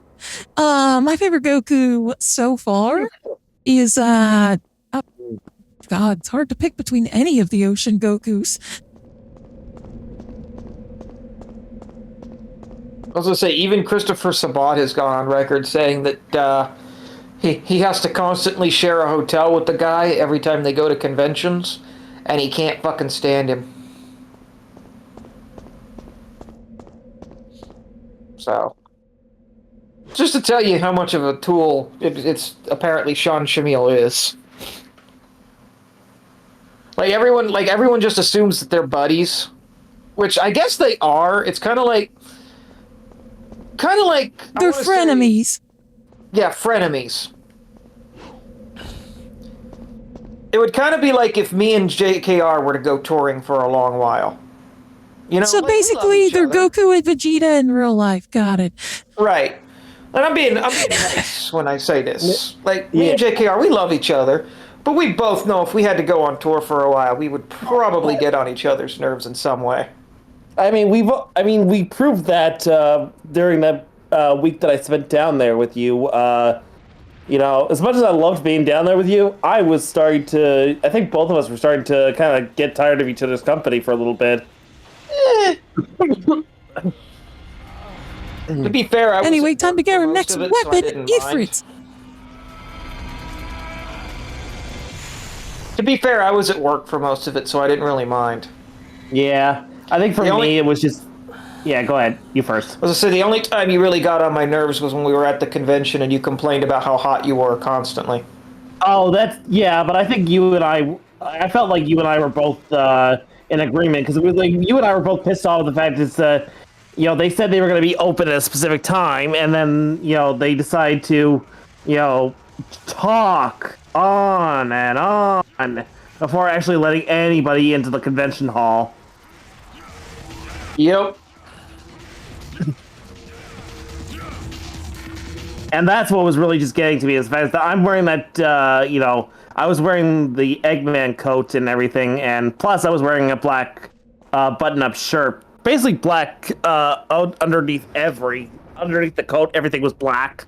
So that didn't help matters either. So, yeah, I was more so complaining that I was hot, but also, wanted to get inside with the nice, cool AC, but of course, the showrunners were, taking up... I'm gonna have to interrupt you for a second because we're about to hear one of the best comebacks. Okay, there. Okay. Block off, Featherface, or you can stick around and find out the hard way. Continue.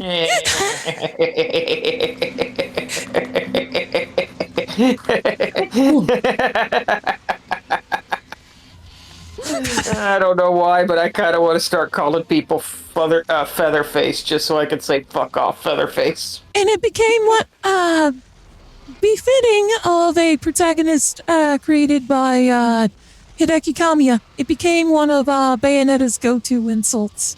Ever since Bayonetta 1, she at least once per game, whether in dialogue or as a thing that she shouts out mid-combo, will say, "Flock off, Featherface."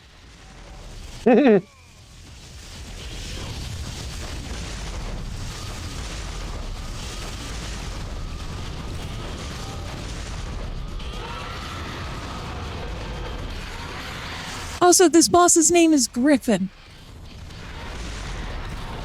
You don't look like a griffin. Spelled Your differently. face doesn't look like a griffin. Spelled differently, but sadly not spelled in the Peter way. Yeah. Peter, Freddy Freaka is dancing in our living room. Oh my god! Holy fuck! No!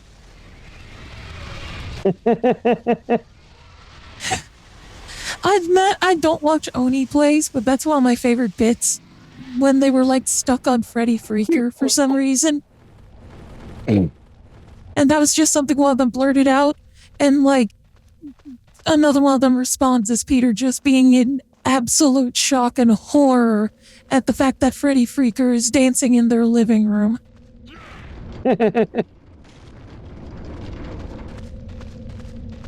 Oni got some funny shit. Apparently, because Nate and his friends keep on quoting Oni plays all the time.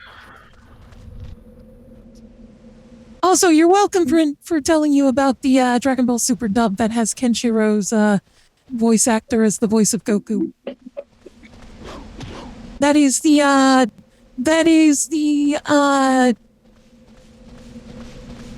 don't know what classification it officially has. Basically, it's a second English dub that was produced for Asian markets with large English-speaking populations that was produced separately from the Funimation dub.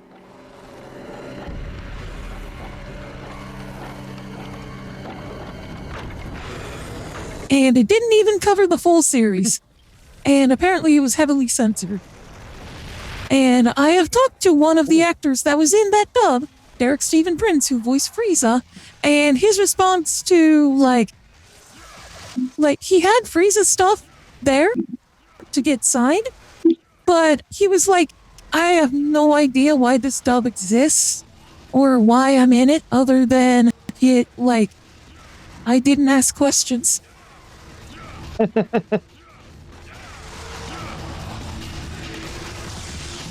And if you want to know what Derek Stephen Prince's Frieza sounds like, think about his Piedmon voice from Digimon Season 1.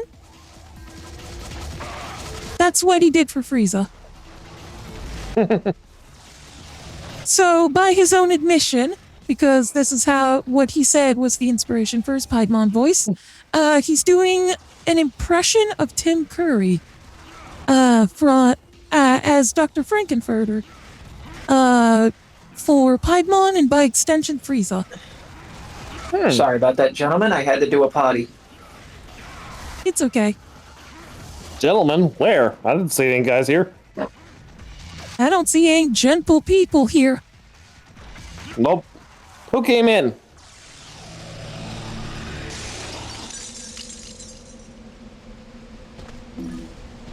JKR, who are you talking to? Who are you talking to? We're doing this again.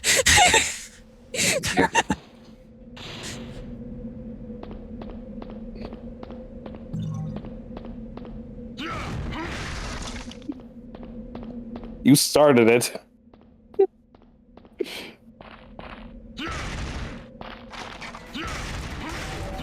What are you talking about? I haven't said anything. Gotta keep that gas lit.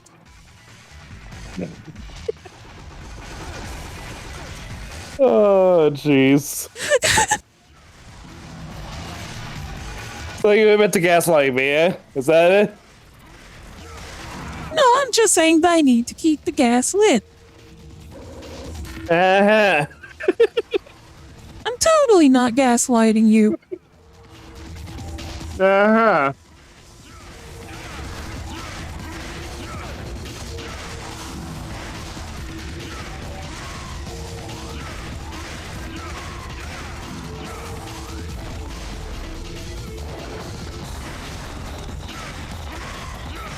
Nobody tell JKR that I'm gaslighting him, okay? I've been conning this sucker for ages. Right. I won't tell JKR at all that you have been gaslighting him in any way. Gotcha, boss. There, see, simple enough. Bird, who are you talking to? JKR, who are you talking to? There's no one in this call except for me and you. Ooh, JKR. It's but a now- me. Did you say it's a me for it? I'm dead in Italian. I was like, it's a me for it. Charles Martinet is the voice of Furret in the next voiced appearance. Now that he's no longer voicing Mario. Oh, the shit we get into.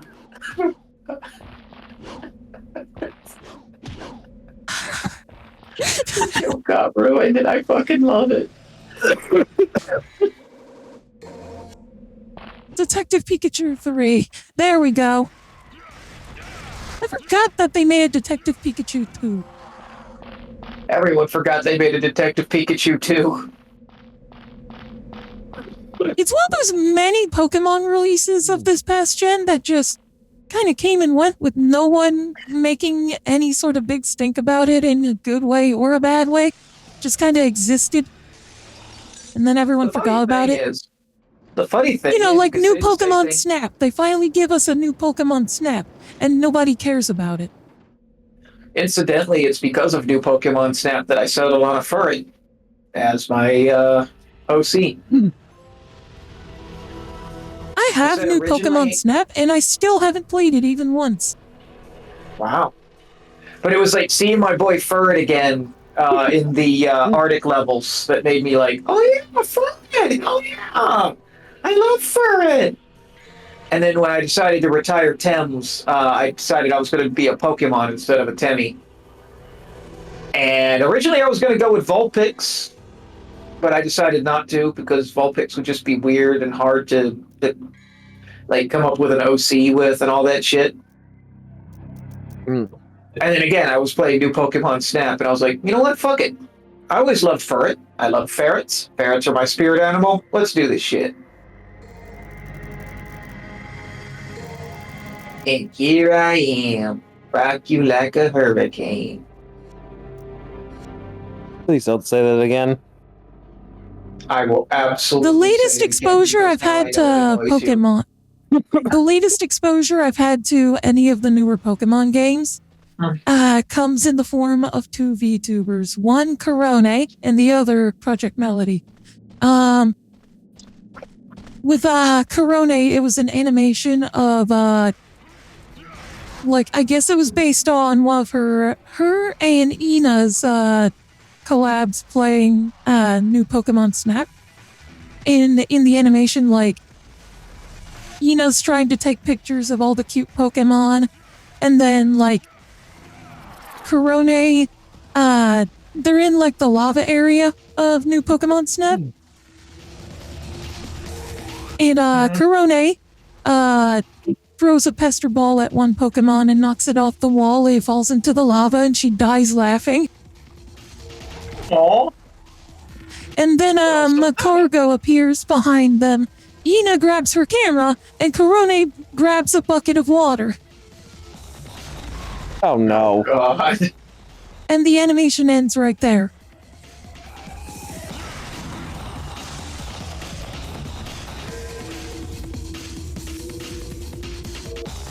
Mm. And What?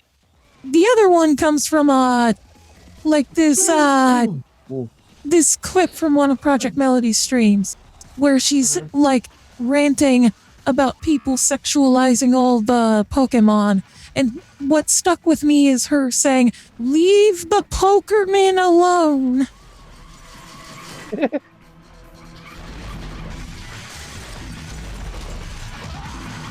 I was gonna say, I mean, we were talking about how Detective Pikachu, the second game, was one of the most like widely forgotten about Pokemon games. The irony being that the original Detective Pikachu was actually not very well received, to the point where when they were making the movie, they opted to not make it based off of the game. Yep. One of the rare instances where the video game based movie was better than the video game it was based on. Yep. They literally just decided, fuck it, we're going to make up our own story within the general premise of this game, and that's it. Because the game was so fucking widely ill-received that they didn't want to base the movie off of it too hard, kind of deal. Yeah. Meanwhile, Uwe Boll is in his Canadian-German restaurant being like, why also when they make the video game movie without following the plot of the video game, they get the praise for it. But when I do it, I get called the worst director of all time and get relegated to selling German food in fucking Vancouver. That was fucking hilarious. The voice changer. It's true. Uwe Boll is no longer making movies because no studio will finance it. The voice changer is what made it better. Yeah, exactly. That's what's funny. Oh, fuck. What was I gonna say? I gotta see that on the VOD to see what you guys are talking about because, I can't hear it in real time. Right. Yeah. To be honest, Ari, Here, get a clip of that, please. I was going to say... sorry. I was just going to say... I was actually... It took me until now to realize that you were using the voice changer, Ari, because, for the past couple of streams... It took you until now to realize it? I mean, that's got to be a testament to how well your vocal lessons are going. I haven't been taking any.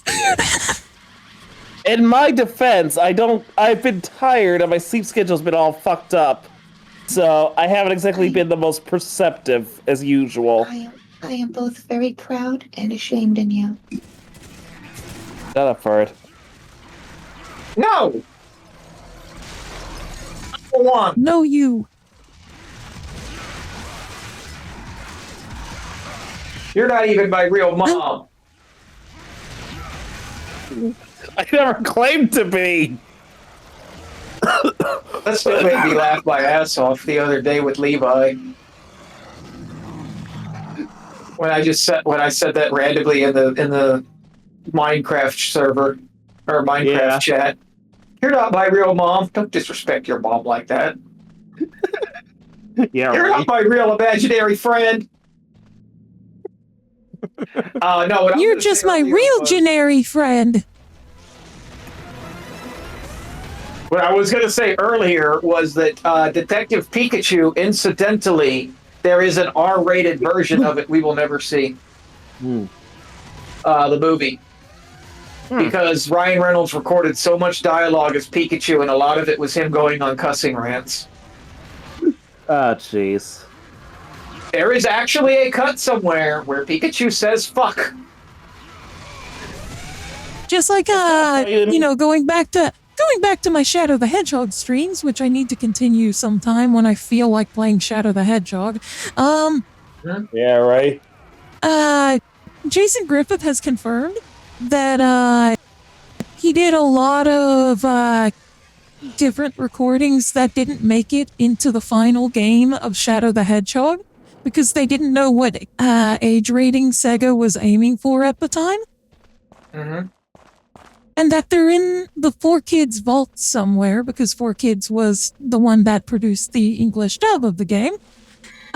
Which means somewhere in some vault in New York, there is a tape of Sonic saying fuck. Nice. Incidentally, Pikachu is the very first Pokemon we ever heard got to say a cuss word, depending on your definition of a cuss word. Like, some people will like, the scene where he's inside the team, not Team Rocket, what is it? The fighting ring. Yeah. When he's in the fighting ring and he shakes on the cage and says, "Just get me the hell out of here!" Most people would think hell is a bad word, is my point. So Pikachu does genuinely get to cuss. As you should expect from Ryan Reynolds playing anyone. Yep. What? If you know what you're doing with your Ryan Reynolds, that's been allotted to you, that is. Apparently, there's also a version where Mewtwo says fuck. Because Bill Nye voiced Mewtwo, and he said that he recorded a line to Pikachu at one point saying, "What the fuck do you think you're doing?" Wait a second, that was Bill Nye who voiced No, Mewtwo? The science guy? Bill Nye is in the old British dude that played Davy Jones. Oh. That is actually disappointing. Yeah. It would be cooler if it was the science guy. I want to hear him say fuck. If you ever want to hear him say fuck, just look up the video he made about climate change. You mean the one for Last Week Tonight where it's bleeped out? There is actually a version of it that is not bleeped out. Yeah, but I want to hear. No. You're misunderstanding me. I want to hear him say fuck in something that's actually aimed at kids. That's fair. Not in a late night TV news comedy show aimed at adults. Yeah. That's fair. But yeah, I'm trying to think of what else the Bill Nye I was talking about. What else you would know him from? You said he was Davy Jones, right? Yeah, he was the voice of Davy Jones in the Pirates of the Caribbean movies. Wasn't just a voice, I think. No, he did the body too, voice. yeah. He was a motion Yeah, he was capture. motion capture. Yeah. And he also played Slarty Bartfat in Hitchhiker's Guide to the Galaxy.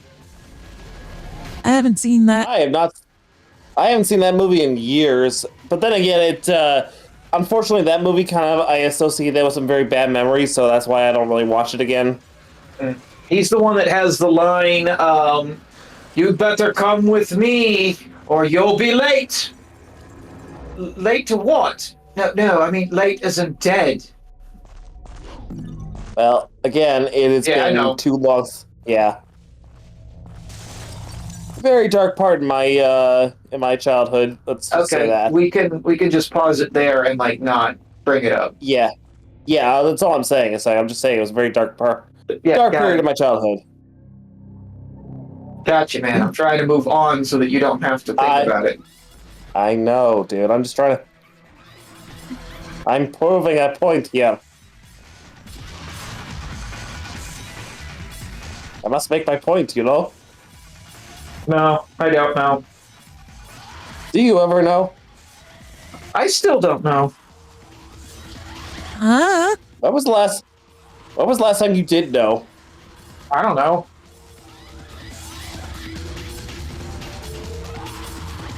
What year is it?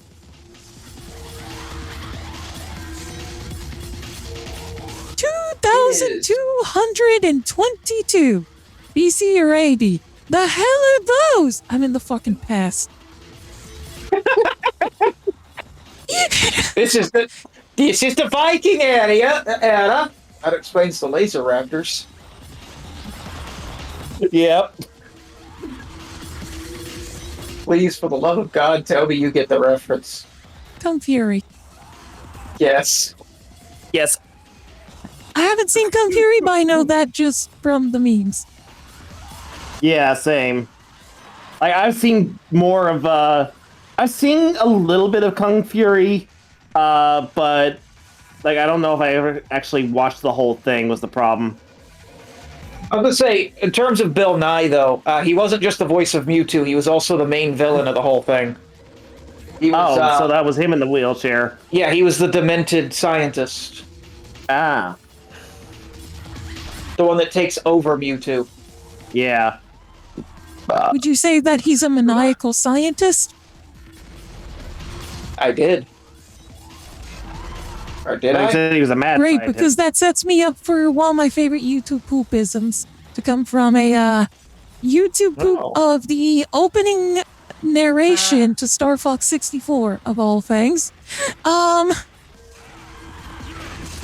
It's like he turned this maniacal scientist into a psychical manientist. Nice. He was also Rufus instead Scrimgeour in the Harry Potter movies. The minister in the last 2 movies of Harry Potter. Oh. I don't remember him. The one that gives them their stuff and gets pissed off because he's reading the will. I haven't seen these movies in like over a decade, my dude. Yeah. Not out of like trying to avoid Harry Potter or anything like that. It's just I haven't thought to watch them.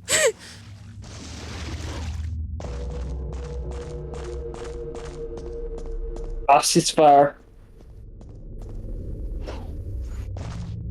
If you've ever seen Rango, he was Rattlesnake Jake. I've seen the end of Rango. I'll give you a hint what character Rattlesnake Jake was. He wasn't I can't remember what happened in the end of Rango because it was in the middle of an art class and I was busy actually working on my artwork. Lol. And he also famously played Victor in the Underworld movies. I've never seen the Underworld movies. It's I've seen him either.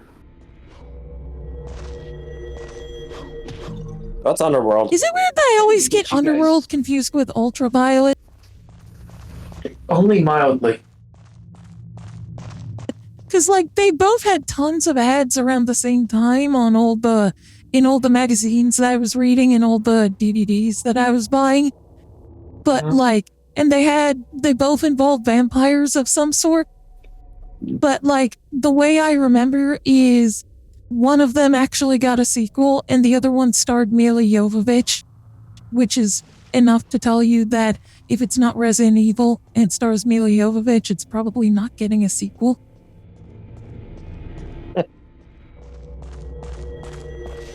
I mean that with all the disrespect. Mila Jovovich cannot act, and the only reason she still has a career is because she's married to a director who keeps putting her in his movies. I will say the one movie she was actually good in was Fifth Element. Yeah. I've heard that. I haven't seen Fifth Element, just haven't gone around to it. But like everyone agrees that like everything else she's been in, she gives the most sleepwalk performance. She was actually pretty decent in like the first 2 Resident Evil movies too. I'll argue that. I'd say the first one, not the second one at all. It was about the time when then again, she's working with at the same time, she's working with a very bad director, so she's married to a very bad director. Yes, she's working with her very bad director husband, who, like, the only thing I could say I've seen of his that I thought was any good was the first Mortal Kombat movie. I forget he did that. Yeah. And then he went on to do Event Horizon. And then after that, he became known as the guy who always has a self-insert character for his wife in all of his movies. Up to and including the Monster Hunter movie from a few years ago that everyone already forgot about. I didn't even know they did a Monster Hunter movie. They did, and it was absolutely horrible and had almost nothing to do with Monster Hunter outside of its name. And the what do you look for in a Monster Hunter movie? Me personally, I look for U.S. Marines. Right? What do you think, Monster Hunter? Do you think swords? Do you think bows and arrows? Do you think, fucking monsters? Fuck no. No, I don't think fucking monsters in Monster Hunter. I don't think fucking monsters in Monster Hunter. I think fucking monsters in Daily Life of Monster Girls. That's fair.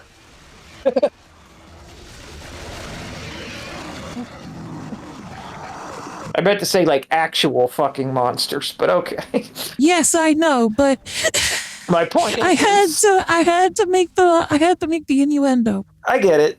I think like the only famous monster for Monster Hunter that actually appears in that movie is I can't remember his name, but the dragon. They're doing a transformer out of him Rathalos. soon. Rathalos. Rathalos. That's Yeah, the only monster I know from Monster Hunter. Yeah. He's the only one for Monster Hunter that actually appears. Even the fucking cat things don't appear. Oh, what are they called? Palicos. Yeah, the Palicos. I think one appears, and it's like a one-off joke, and it's a plushie or some shit. I don't know. I don't remember the Monster Hunter movie because I was so fucking. So what you're saying is that for as much as people like to shit on it for very stupid reasons, Sonic 3 made better use of its chow than Monster Hunter made of its Palicos. Pretty much. Like I said, I've seen people be like, "Oh, they had a chow garden in there, and it's just like a pizza plate, like a Chuck E. Cheese or something like that. It's not actual chow." I'm like, my brother in Christ, have you seen Sonic Team themselves do anything with chow in the past nearly 30 years? Exactly. I still like my brain still wrapped to today. I say this like I didn't show you this 2 days ago. I can't believe that none of us noticed they snuck in a Shadow Likes Latinas reference. Yes, they got Yeah. I don't know. It's one of those things where I don't know if it was intentional, but I hope it was. Just like It how was. It's confirmed. Just like how okay. I say that because there's a similar thing that happens that could be a meme reference or it could not be, we don't know. Where it was like one of the first things that Eggman says to Knuckles when he meets him in Sonic 2 is, "Let me show you the way." Do you know the way, my brother? I think that one was intended because the director of the Sonic movies has said he loves the memes and does everything. Oh yeah, we in know his that power because to he slip included them in. Sonic in the first one. Yeah. Says he does everything in his power to try and include all the memes he can in the Hell, even if you listen to the song that plays during Dr. Robotnik's entrance in the first movie, it includes a few notes from the Adventures of Sonic the Hedgehog Robotnik theme. Yep. But yeah, during an audio commentary on the Amazon Prime version that you can buy, they confirmed that they really wanted to include they really wanted to have Shadow actually say he loves Latinas, but there was no way they could slip it into the script. So they just kind of snuck him watching a Spanish soap opera in there, and then commenting about how she's a prize not to be won. She's not a prize to be won. To be won. Yeah. Which is why, in Sonic 4, I am willing this into existence with my seemingly randomly activated powers. You can do it. That, in Sonic 4, when they need to locate Shadow inevitably to fight whatever threat is in that movie, they're going to find him hiding out in Mexico because to him, it's the only place other than the lab that truly felt like home. And he's hooked up with the actress from that telenovela that they were watching throughout Sonic 3. Because he's the only one who doesn't treat her as a prize to be won.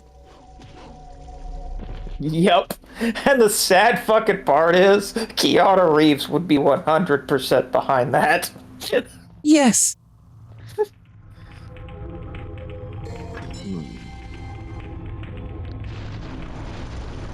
Another thing I learned from the audio commentary, well, the clips I've been watching of the audio commentary, is apparently he made up the angry guacamole line.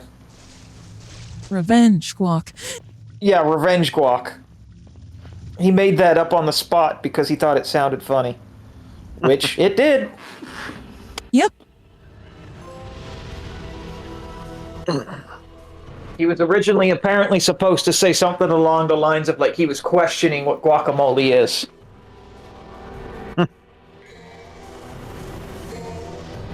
Well, I need to finish watching this, but my boys, some call me Johnny, one of my favorite YouTubers on YouTube, did a review of Sonic 3, finally. And one of the things he says in it that I'm like, let this man cook, please, was like talking about when he talks about how Maria, instead of being a sickly child, is just like a 70s granola girl, and she does what 70s granola girls are wont to do, like stargazing and roller skating and stuff like that. And he says, do you think that if this Maria lived to the modern day, she'd try to get Shadow into marijuana? I'm like, yes, that's absolutely where her life would lead.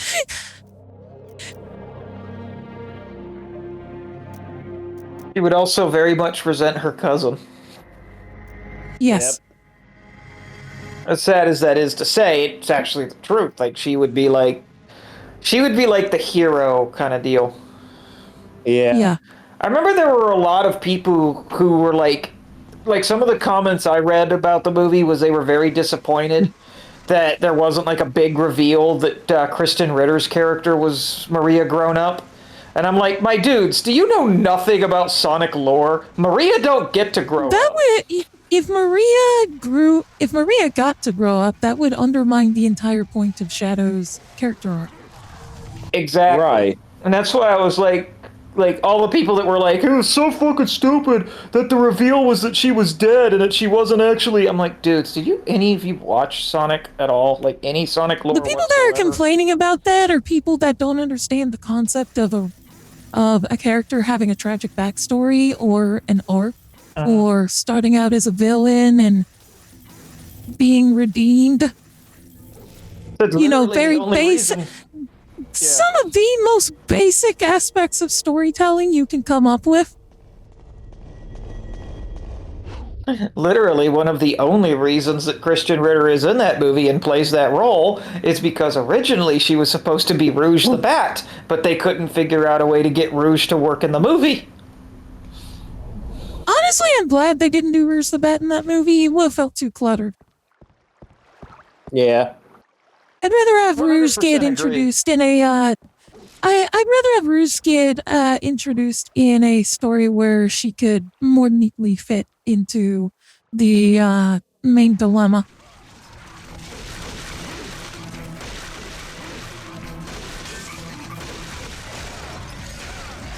It's one of my problems with Sonic 2, in hindsight, is, like, we were set up with the end of Sonic 1 for it to be a story focused on Tails, more or less.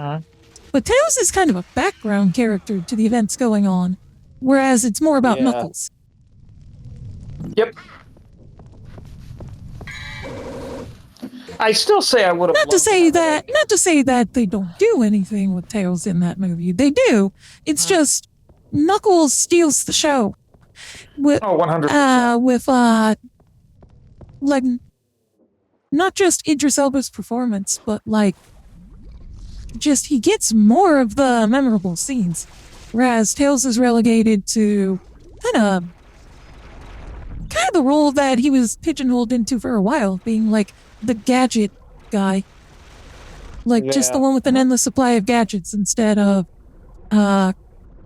being a proper sidekick or proper, like, you know, best buddy to Sonic. Right.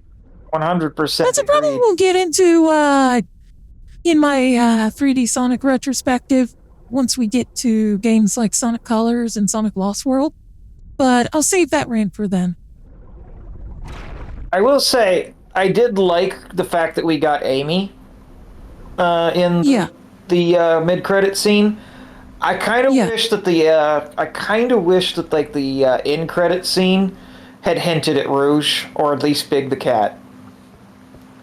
One of the two. Okay, at the same time, the end credit scene of the first movie only hinted at Tails. We didn't know anything about Knuckles at the time. So it's was, like, not a whole unprecedented rumor, that. Yeah, it's not unprecedented that we get more than just Amy in the next movie. Well, obviously Amy and Metal Sonic. Yeah. But it's not unprecedented that they could throw in more characters. I'm hoping for Big the Cat, just so we can go full circle and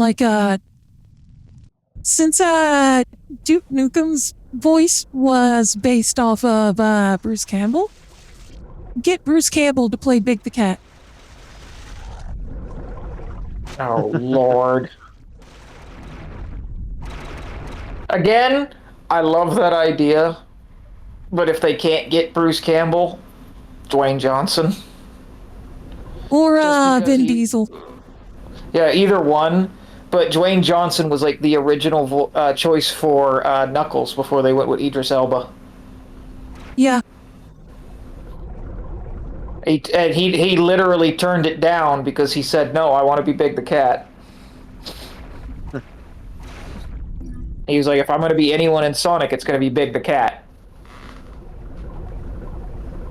So that's why I say if anyone voices Big the Cat, it needs to be Dwayne Johnson, because he literally Okay, we'll split the difference. Dwayne Johnson as Big the Cat, Vin Diesel as Omega.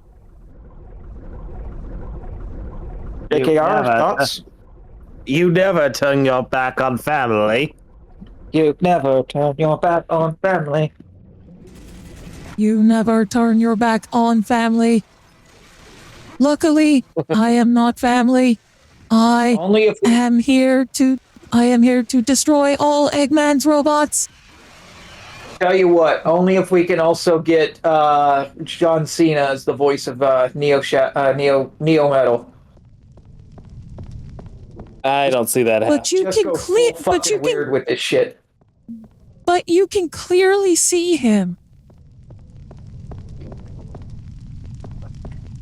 That or Gremmel. Shut up, Ari.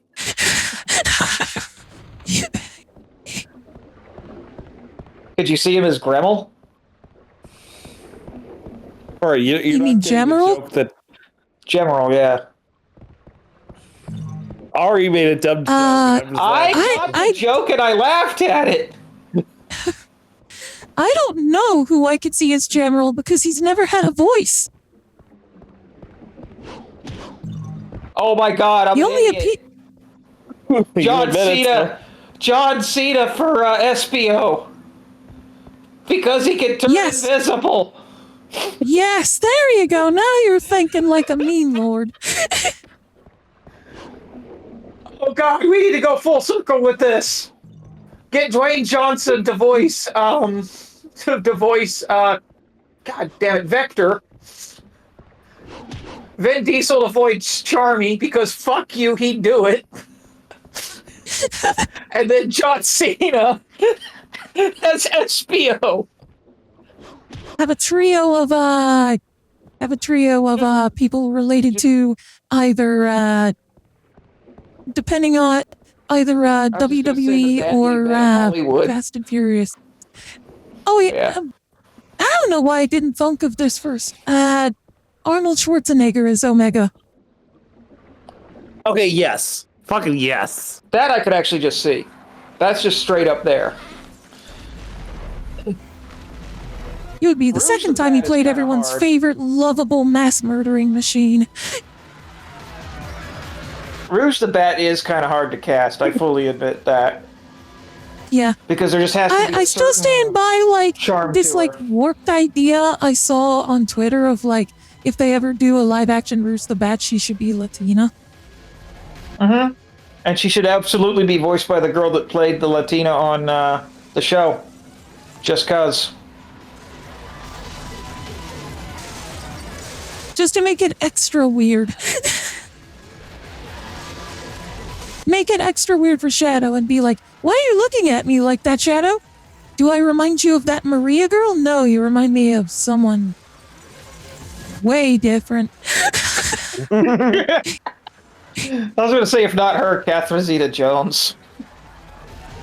I don't know why that didn't occur to me at first, but I still vouch for Ava Longoria because she's proven that she can play like femme fatale characters with her much celebrated role as Lady X in the cinematic classic that is Food Fight.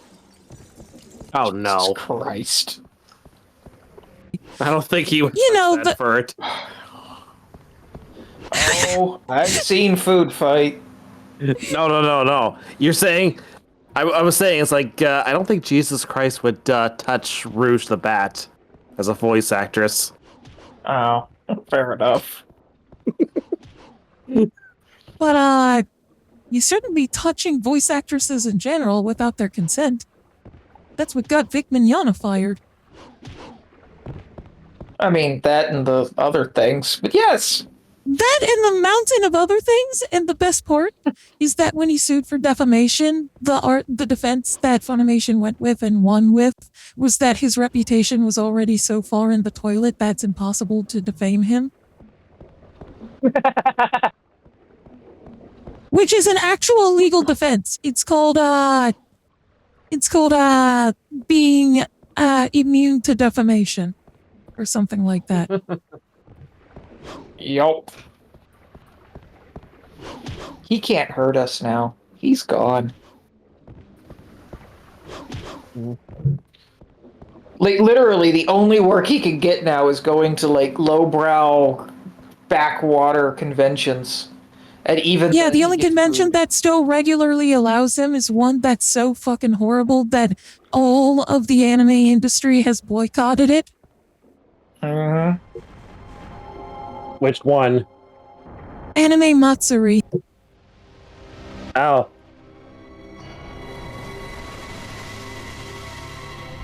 Because I was thinking something totally different, because there's another convention, a local one here up north in my area. He has been... He still goes to, like, local, like, small local shit.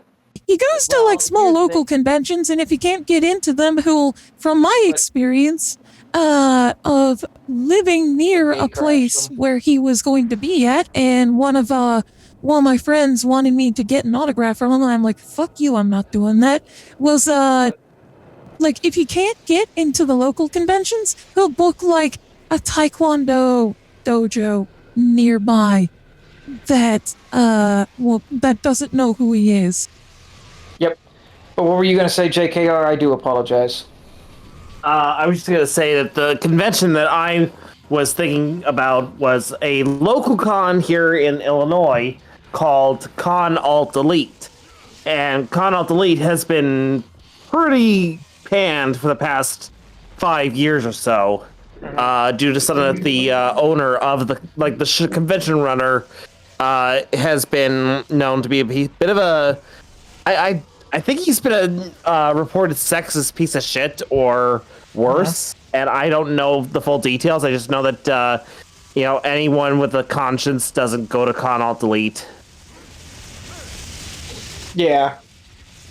So just a minute, with Anime Matsuri, think of that as Con Alt Elite, but in Texas. Understandable. Like, I wanted to go to Con Alt Elite, but that was before I heard all the shit come out about them. And I was like, yeah, no, not going. Sorry, no. I want to go, but not that bad.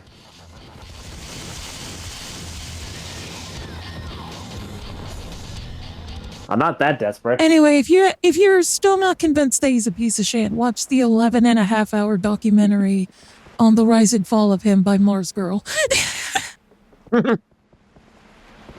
Just well, yeah. I love Mars Girl. She is actually really good at exposing creeps. Yes. But we won't get into that. What I was going to say was the fact that Monica Rial was against him and came out as one of the ones that he sexually abused, and everyone started accusing her of being a liar. Only for it to come out that no, she was not fucking lying. Yeah, and Like, a bunch of people at Funimation and at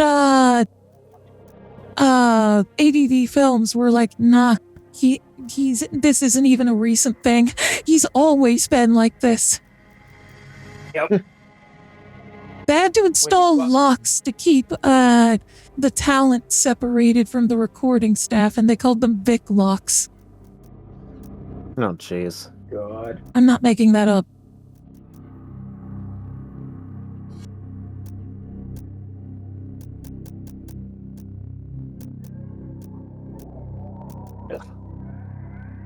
Also, he was the first person I ever got an autograph from, and I wish I could go back to 2011 me at Ichiban Con for my birthday present and be like, do not get an autograph from this man, you'll end up regretting it later. yo. Do you remember how much you paid for that autograph? It was free. Oh, it's free. Okay. Yeah. So you just want the time that you wasted on that back, basically. Well, also the fact that I recorded it and uploaded it to YouTube and was one of my first videos to get a lot of views. Oh shit! I didn't know that. Yeah.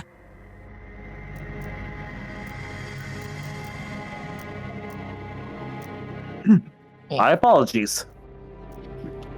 To be fair, I don't own the thing they autographed anymore. I gave that shit away. Oh, good. I don't really regret any of the autographs I've ever gotten.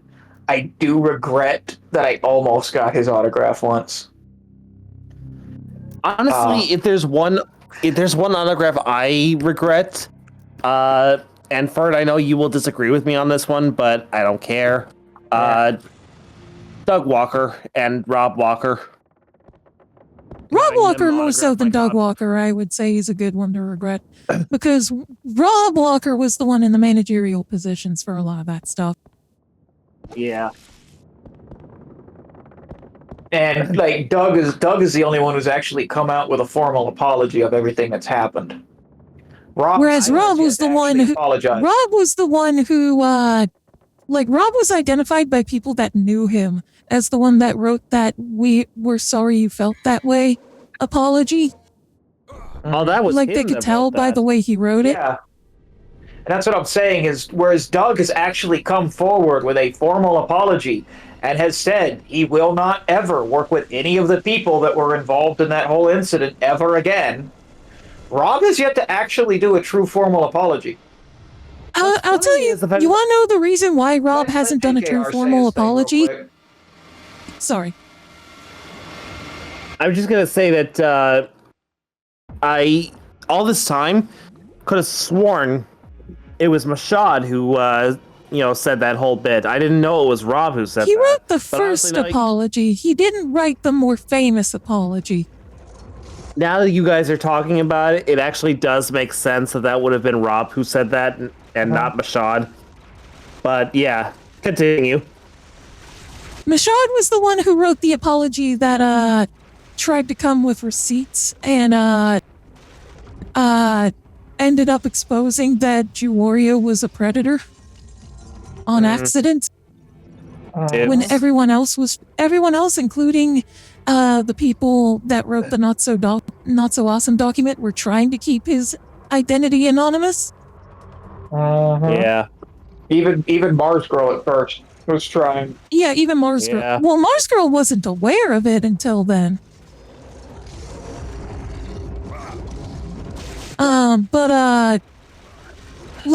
The reason Rob hasn't put out an apology is because his response to the entire backlash and blow up and basically implosion of Channel Awesome as a company was to just delete all of his social medias. Oh. So he basically took the coward way out. He took the bitch way out and went into hiding instead of taking accountability. Yep. Which is Not why here. I give Doug more respect again, and I will watch Nostalgia Critic and all that again, and because I personally don't actually watch came Nostalgia forward. Critic, not to. Sorry to interrupt you. It's there's a bit of delay on the voice changer. Right, because he actually came forward and made a formal apology, and it was like, look, I don't associate with those guys anymore. They will never be allowed back on the shows or anything.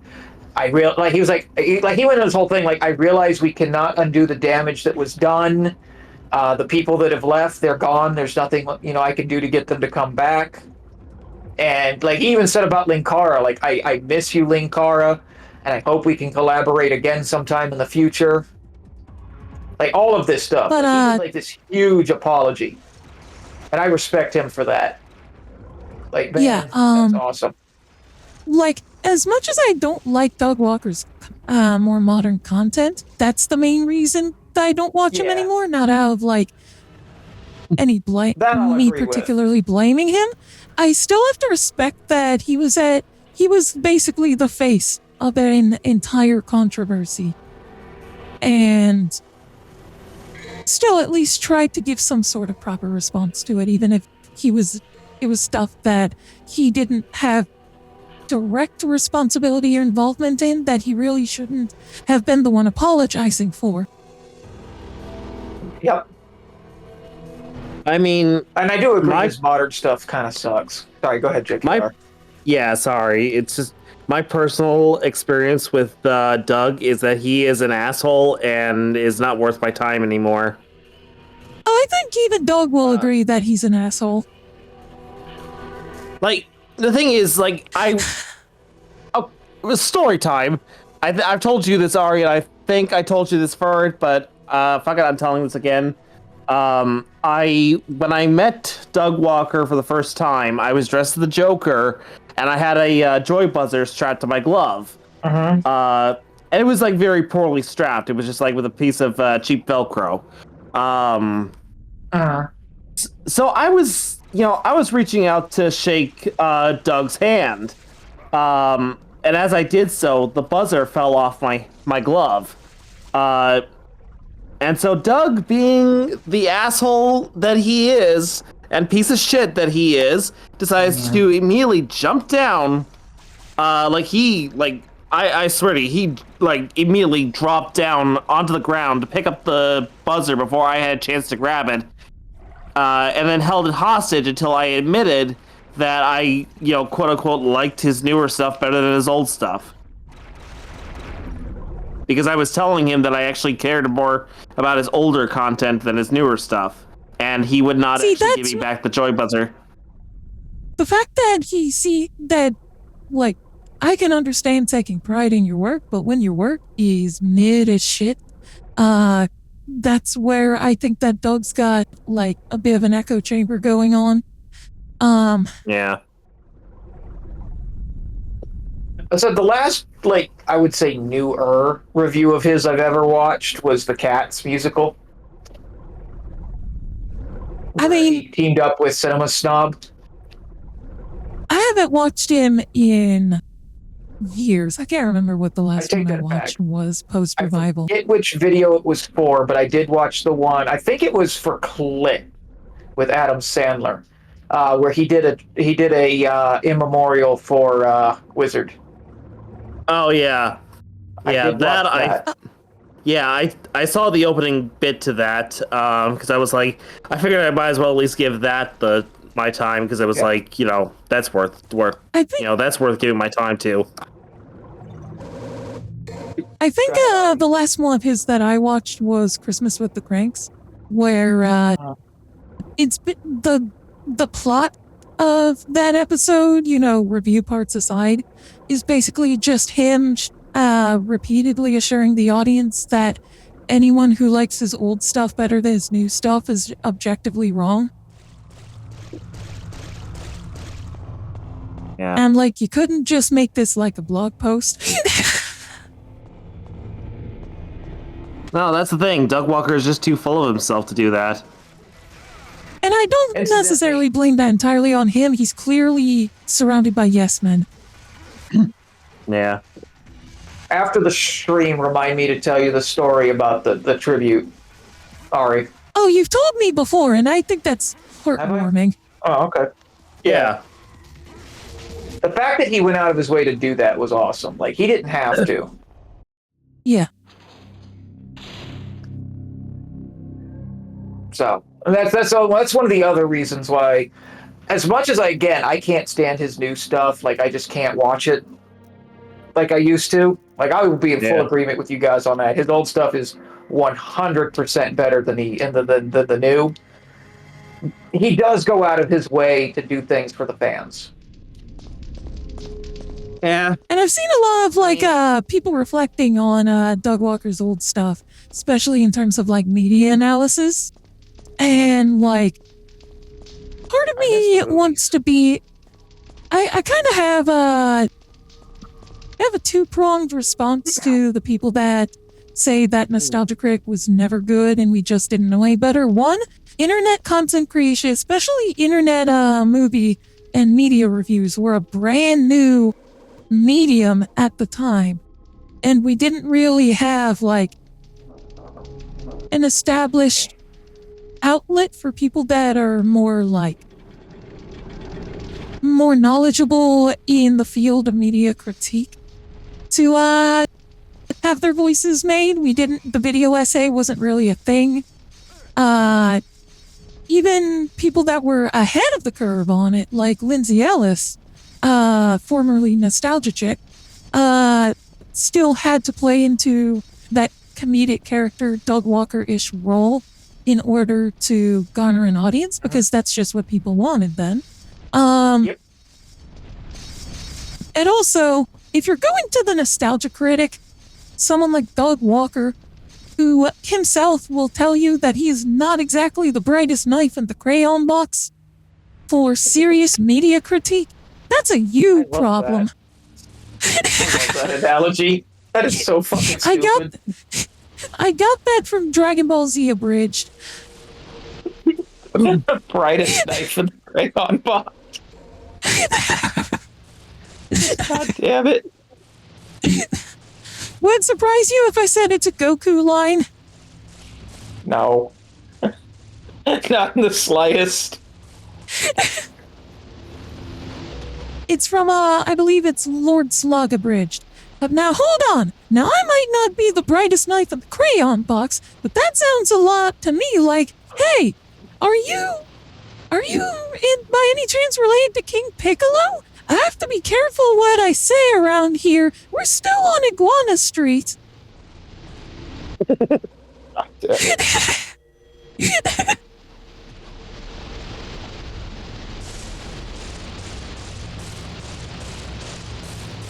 Let's see. Lord Slug Abridged, in hindsight, is one of the greatest things that Team 4-Star ever made. And I can understand why it's one of Lonnie's favorite things that they ever made. Like, considering the emotional peaks that later Dragon Ball Z Abridged would have, like, Season 3 is spectacular, but also Lord Slug Abridged is just the best comedy writing that they've ever had. Like, just no jokes miss. Nothing ages poorly. Incidentally, just a random bit of just fun personal trivia. One of my friends on Facebook, who I actually see almost every time I'm in Chicago, which is rare these days. Sorry, JKR.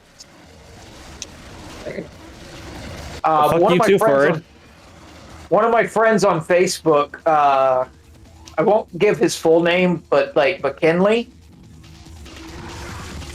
He's actually like best friends with the guy that plays the main villain in not Kick-Assia. What's the one after Kick-Assia? Suburban Nights. Suburban Nights. Yeah, he's actually best friends with the guy that plays that villain. Because the main villain in Kick-Assia is Doug Walker. Yeah. But yeah, actually, not the Nostalgia Critic, though. N. Bison. Yes. Just had to say that. But please continue. What? Yeah, go ahead, JKR. Sorry. Yeah, no, it's fine. But yeah, like I actually met the actor that you guys are talking about. I met him at Ren Fair last year. Nice. I was like, I talked to him about the whole thing, and I was like, look, I get it. I do not support Channel Awesome anymore, but I'm not gonna condemn those who do. That's just my, personal feeling at this point in time. I'm like, I'm like, it's gotten to the point where it's like, it's become too toxic to, even, chase down those who actually still like the stuff. And I'm like, whatever, you like it, I can't, right. I'm not gonna say you're wrong for liking what I think is a piece of shit, but that's because I just think it's a piece of shit. Doesn't mean that doesn't mean that you have to not like it because I say it is. Right. I was gonna say, I also kind of wish Malcolm and Tamara would move on and go do something else. But yeah, their whole careers have clearly been stymied by just being stuck doing Nostalgia Critic. Yeah, I was gonna say Malcolm is actually moving on. He's now a voice actor. He's now a voice actor, and one of his first major roles will be in the upcoming series Lackadaisy. Oh, nice. Yep. In fact, he was in the pilot for Lackadaisy. Oh, I didn't know that. He was one of the Thug Cats. Oh, cool. Yep. Yeah, he's got a very deep voice. Like, he is capable of a lot of good voices, I think. It's just sad that in my opinion, like, I mean, we all have to start somewhere. It's just sad that he had to start there. But, it is what it is. You can't pick and choose your origin too much. Yep. And Tamara's trying to move on.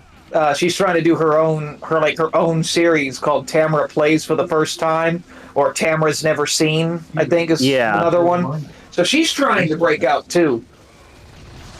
So, best of luck to both of them. That's all I'm going to say, and I'm going to end it there.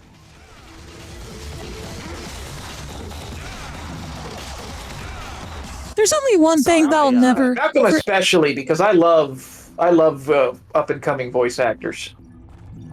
There's only one thing I'll never forgive Doug... Sorry. No, it's okay. I was just going to say that I muted myself only for a brief moment because my Alexa was going off and telling, basically saying my real name. I was like, I had to mute that just in case it got caught over the mic. Okay. Wait. You mean JKR isn't your real name? You've been lying to me this whole time? It turns out his actual name is Jukur.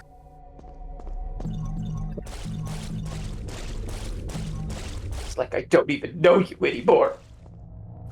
Yeah, no, I mean, JKR is just my initials. His actual name is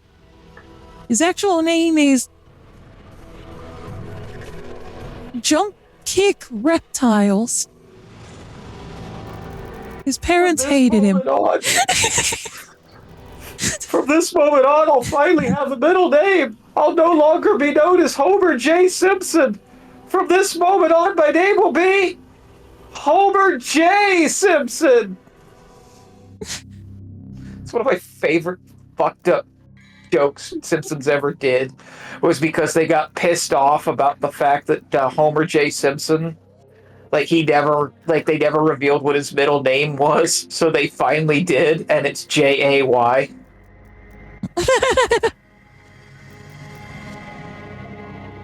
I was thinking more, he didn't know what his middle name was.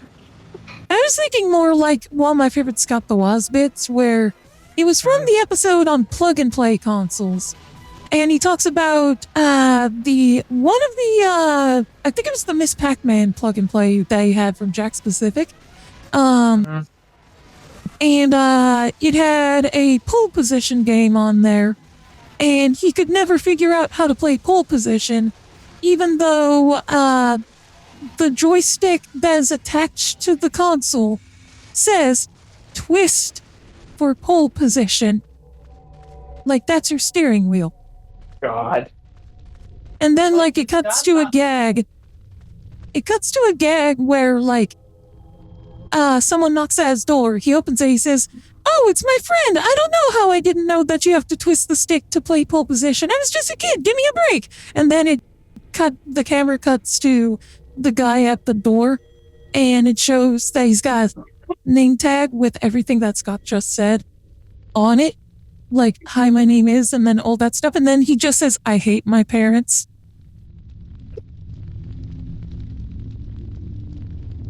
I was just gonna ask, did Scott not actually know that's how you did it? But now I see it was all lead up to a gag. Well, no, he actually didn't know it. But he used that to set up a gag. Like, all the personal anecdotes that he tells in his reviews are true. Huh. Like, the time that somebody was trying to sell him a CRT television for $20, and he talked them up to $60. Oh, jeez.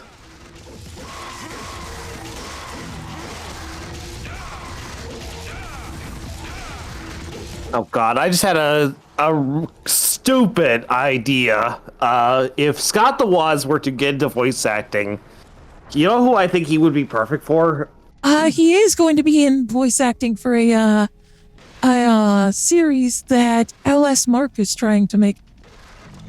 But yes, go ahead. Speaking of, I never auditioned for that. You still got time. I completely forgot. Do I? Okay. Yeah, it's not until the end of the month. We're not at the end of the month yet. Yeah, you got 6 days. In an hour, you'll have less than 6 days. So 5 days. Well, that's 2 hours for us. Yes, I'm in the correct time zone. Oh, Lord. You say that, Ari, and even though we have established Central Standard Time is the standard time. Yes, and Eastern Standard Time is the standard time for most of the U.S. That's why they say. Telling you That's both. why they say this show airs at 8:30 Eastern, 7:30 Central. And I keep telling you both that time is a human construct made to explain the passage of the ball that floats in the sky. And I keep therefore telling does not you. actually exist. And I keep telling you that time is not made of lines whenever the subject of a timeline comes up. It's made out of circles. That's why clocks are round. God damn. All these squares make a circle. All these squares make a circle. All these squares make a circle. God damn it. Is he okay? He's fine. He just took a gallon of LSD. A gallon? Yes, a literal gallon. He drank it out of a milk jug.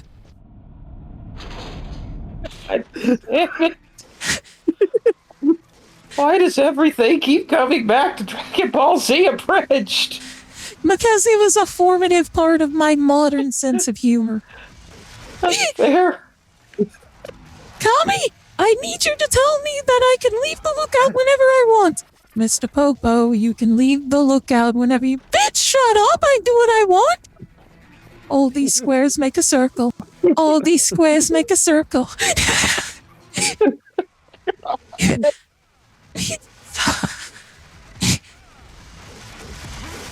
The sad part is, of all the abridged series, the only ones I really remember are, well, of course, ours, and then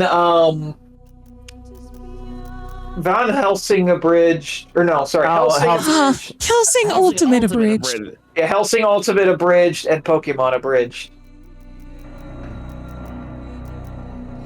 You know, James.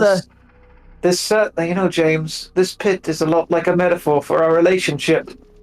It's dark, it's damp, and Meowth is here. He's always here.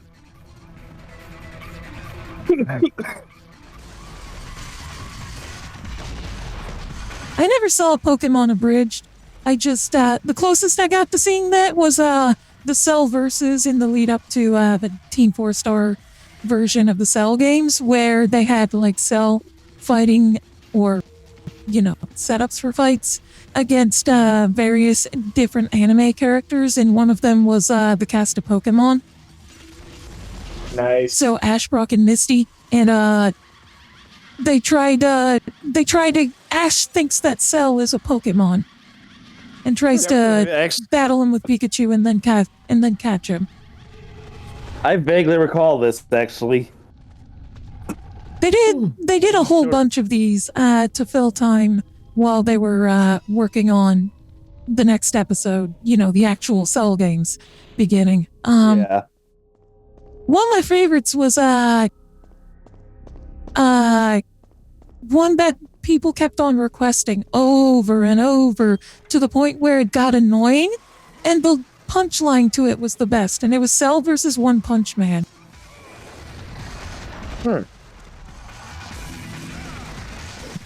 And you know what the resolution to their fight was? They punched each other? No. It was that right when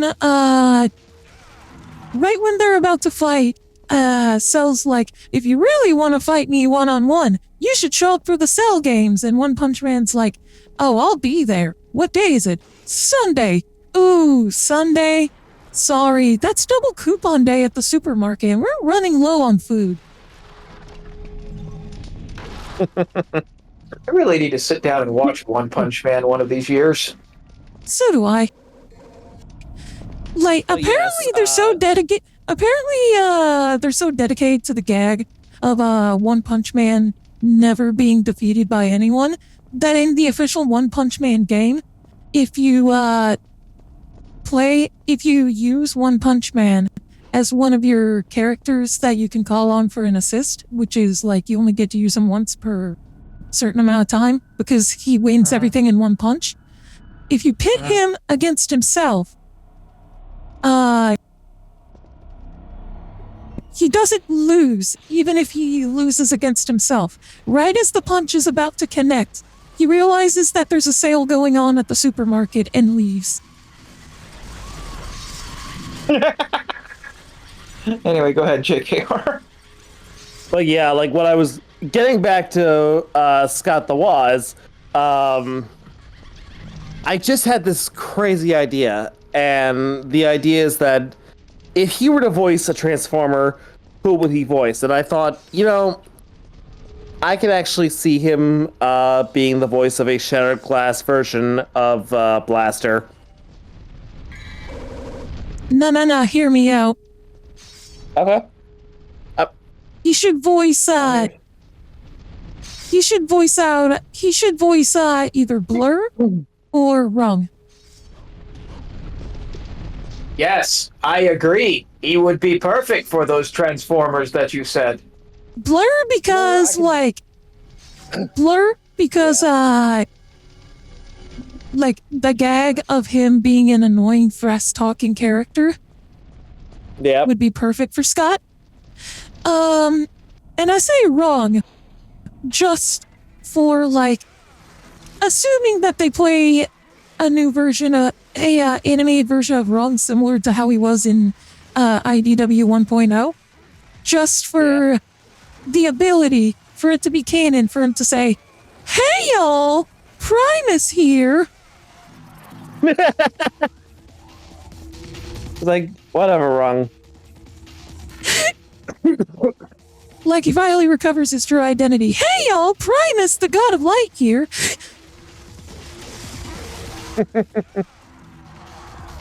Which is funny because in IDW's comics, he's not actually a god at all. He's just the first Transformer to come online. Yeah, but that seems to be like the only time they haven't gone with Primus being a god. Yeah. But yeah, the idea of Scott the Woz voicing the god of the Transformers. Yeah, I could see that. I can actually see that being wrong, but at the same time, I also think Blur makes a little more sense. No. Blur makes more sense. No, Blur is my serious recommendation. wrong is my shitpost recommendation. Fair. That is fair.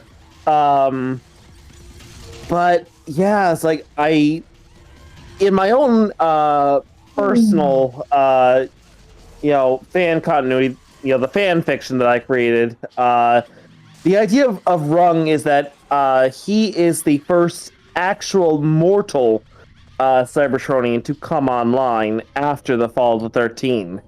So that is my idea, that you can still basically have Rung in it, but he's not Primus. He's Primon. Primon D's nuts! Giggity. Your face is giggity for it. I hear someone speaking to me inside my mind. I take medication, so this happens less frequently, but it seems that I forgot to today. Offer a sacrifice to the Colosseum. It shall connect the path to the wheel of destiny. That's what you tell me every time. That's why I'm not allowed in the entirety of Rome anymore.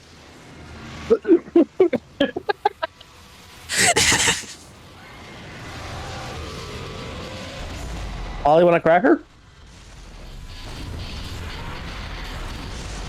First of all, that is extremely racist towards us,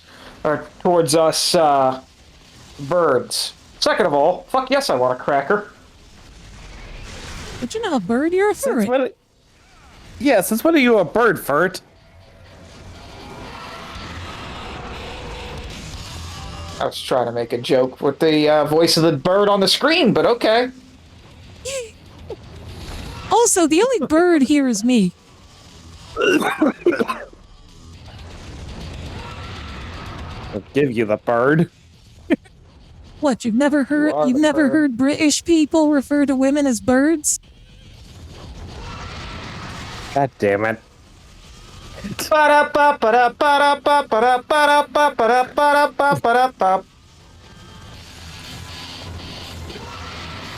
Ela. Too bad my ticker isn't ticking tonight. Does that mean your heart stopped? Is that what you're trying to tell us? What heart? I don't see a heart, sir.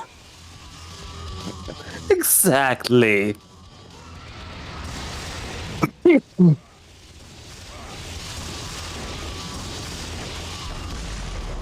I had to double check this, but I think Charlie Adler is going to be at C2E2, so I had to double check this to make sure that it is actually the case and not me misremembering.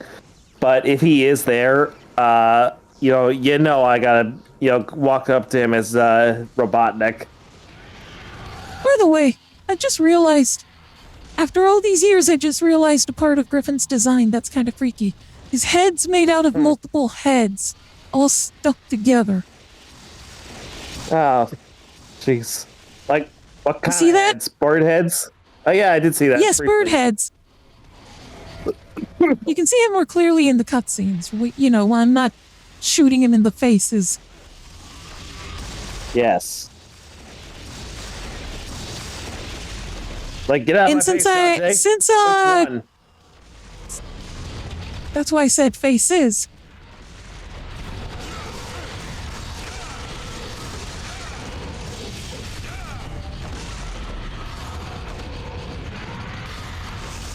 You know what I think Griffin's favorite movie is? Faces of Death.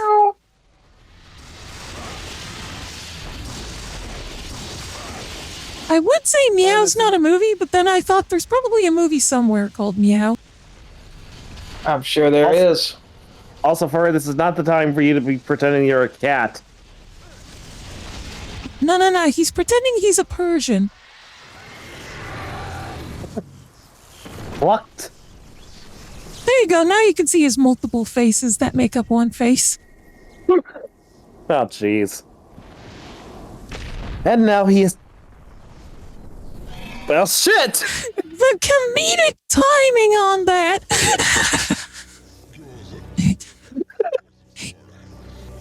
It's like he's ascending to the heavens and then he gets an anvil dropped on him like a fucking Looney Tunes short.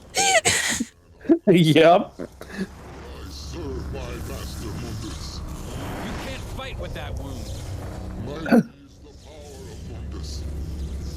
My bird heads God, make up like his one head. He looks like a fucking graboid if a graboid were made out of bird faces.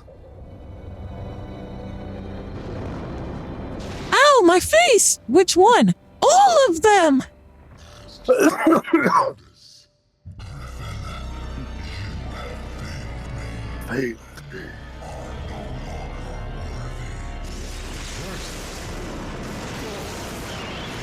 Keep in mind, Mundus is still sealed in his prison, and he can still kill Griffin from within his prison.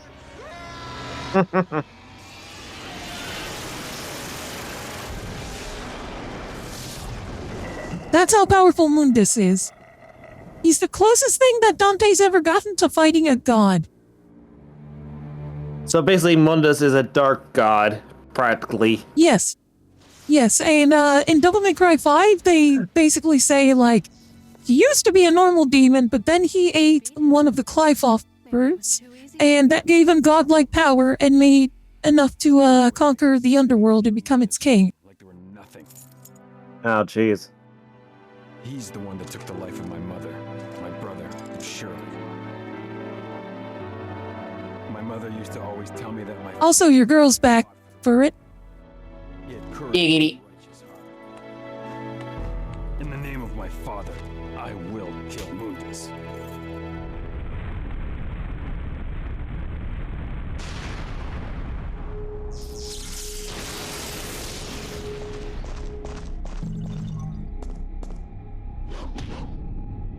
If I may quote the great philosopher Edwin from Ed, Ed, and Eddy, zappity zap zap.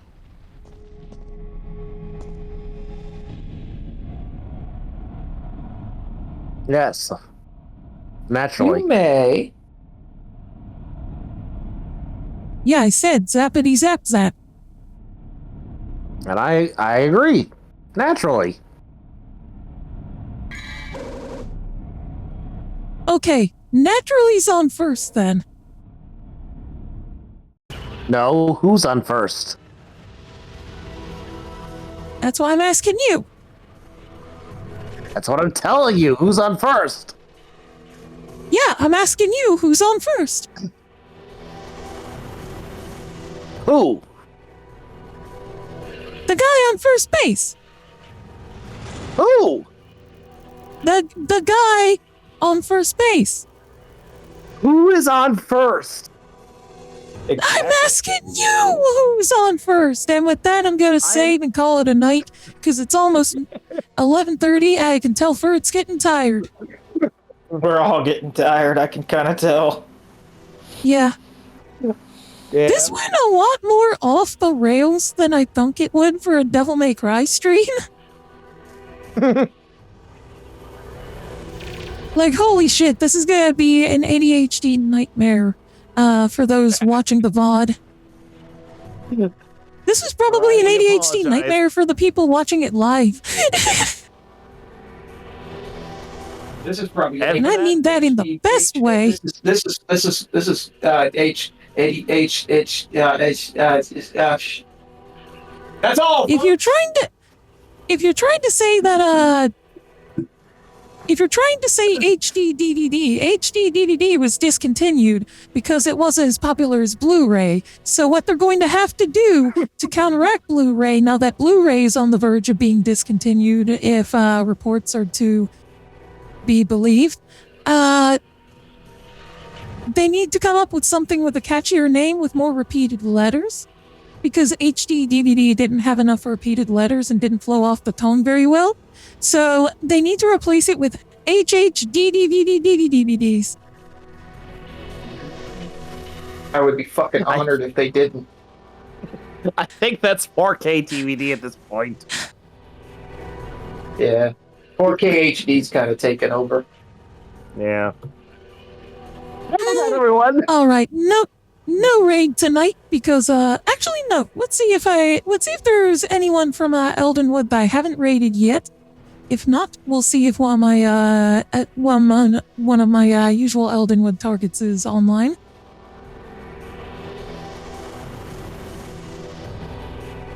Basically, it's down to who on Eldenwood is live at this hour of night, and needs the viewers, and or is Mershin still live?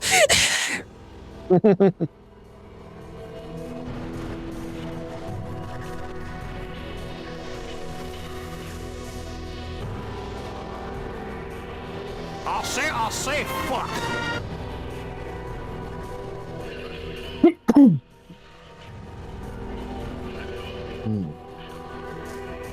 Where the fuck is it?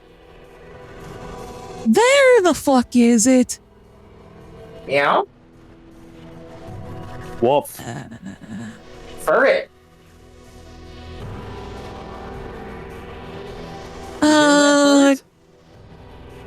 Do I hear what? It's the sound of my ticker ticking. But it You might can't. want to run. Your ticker doesn't tick. Okay, we are going to raid.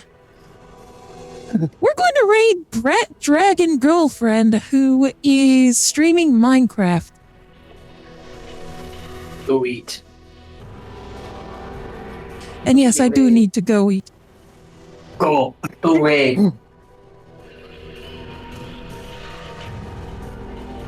Oh, I thought you said go eat, not do eat. I said do eat. Do raid. Do eat. Do that as well. There we go. Brat Dragon Girlfriend. I would appreciate it if my darling batlings gave her the warmest of welcomes. Thank you to Furret and JKR for joining me tonight on such short notice, given that I didn't know whether I was going to be home today. I'll see you guys tomorrow night with Ninja Gaiden 2 Black. And until then, unpleasant dreams. Well, the boys have caught us. We hope you like our show. We know you didn't part us, but now we have to go. Please allow us to fuck off.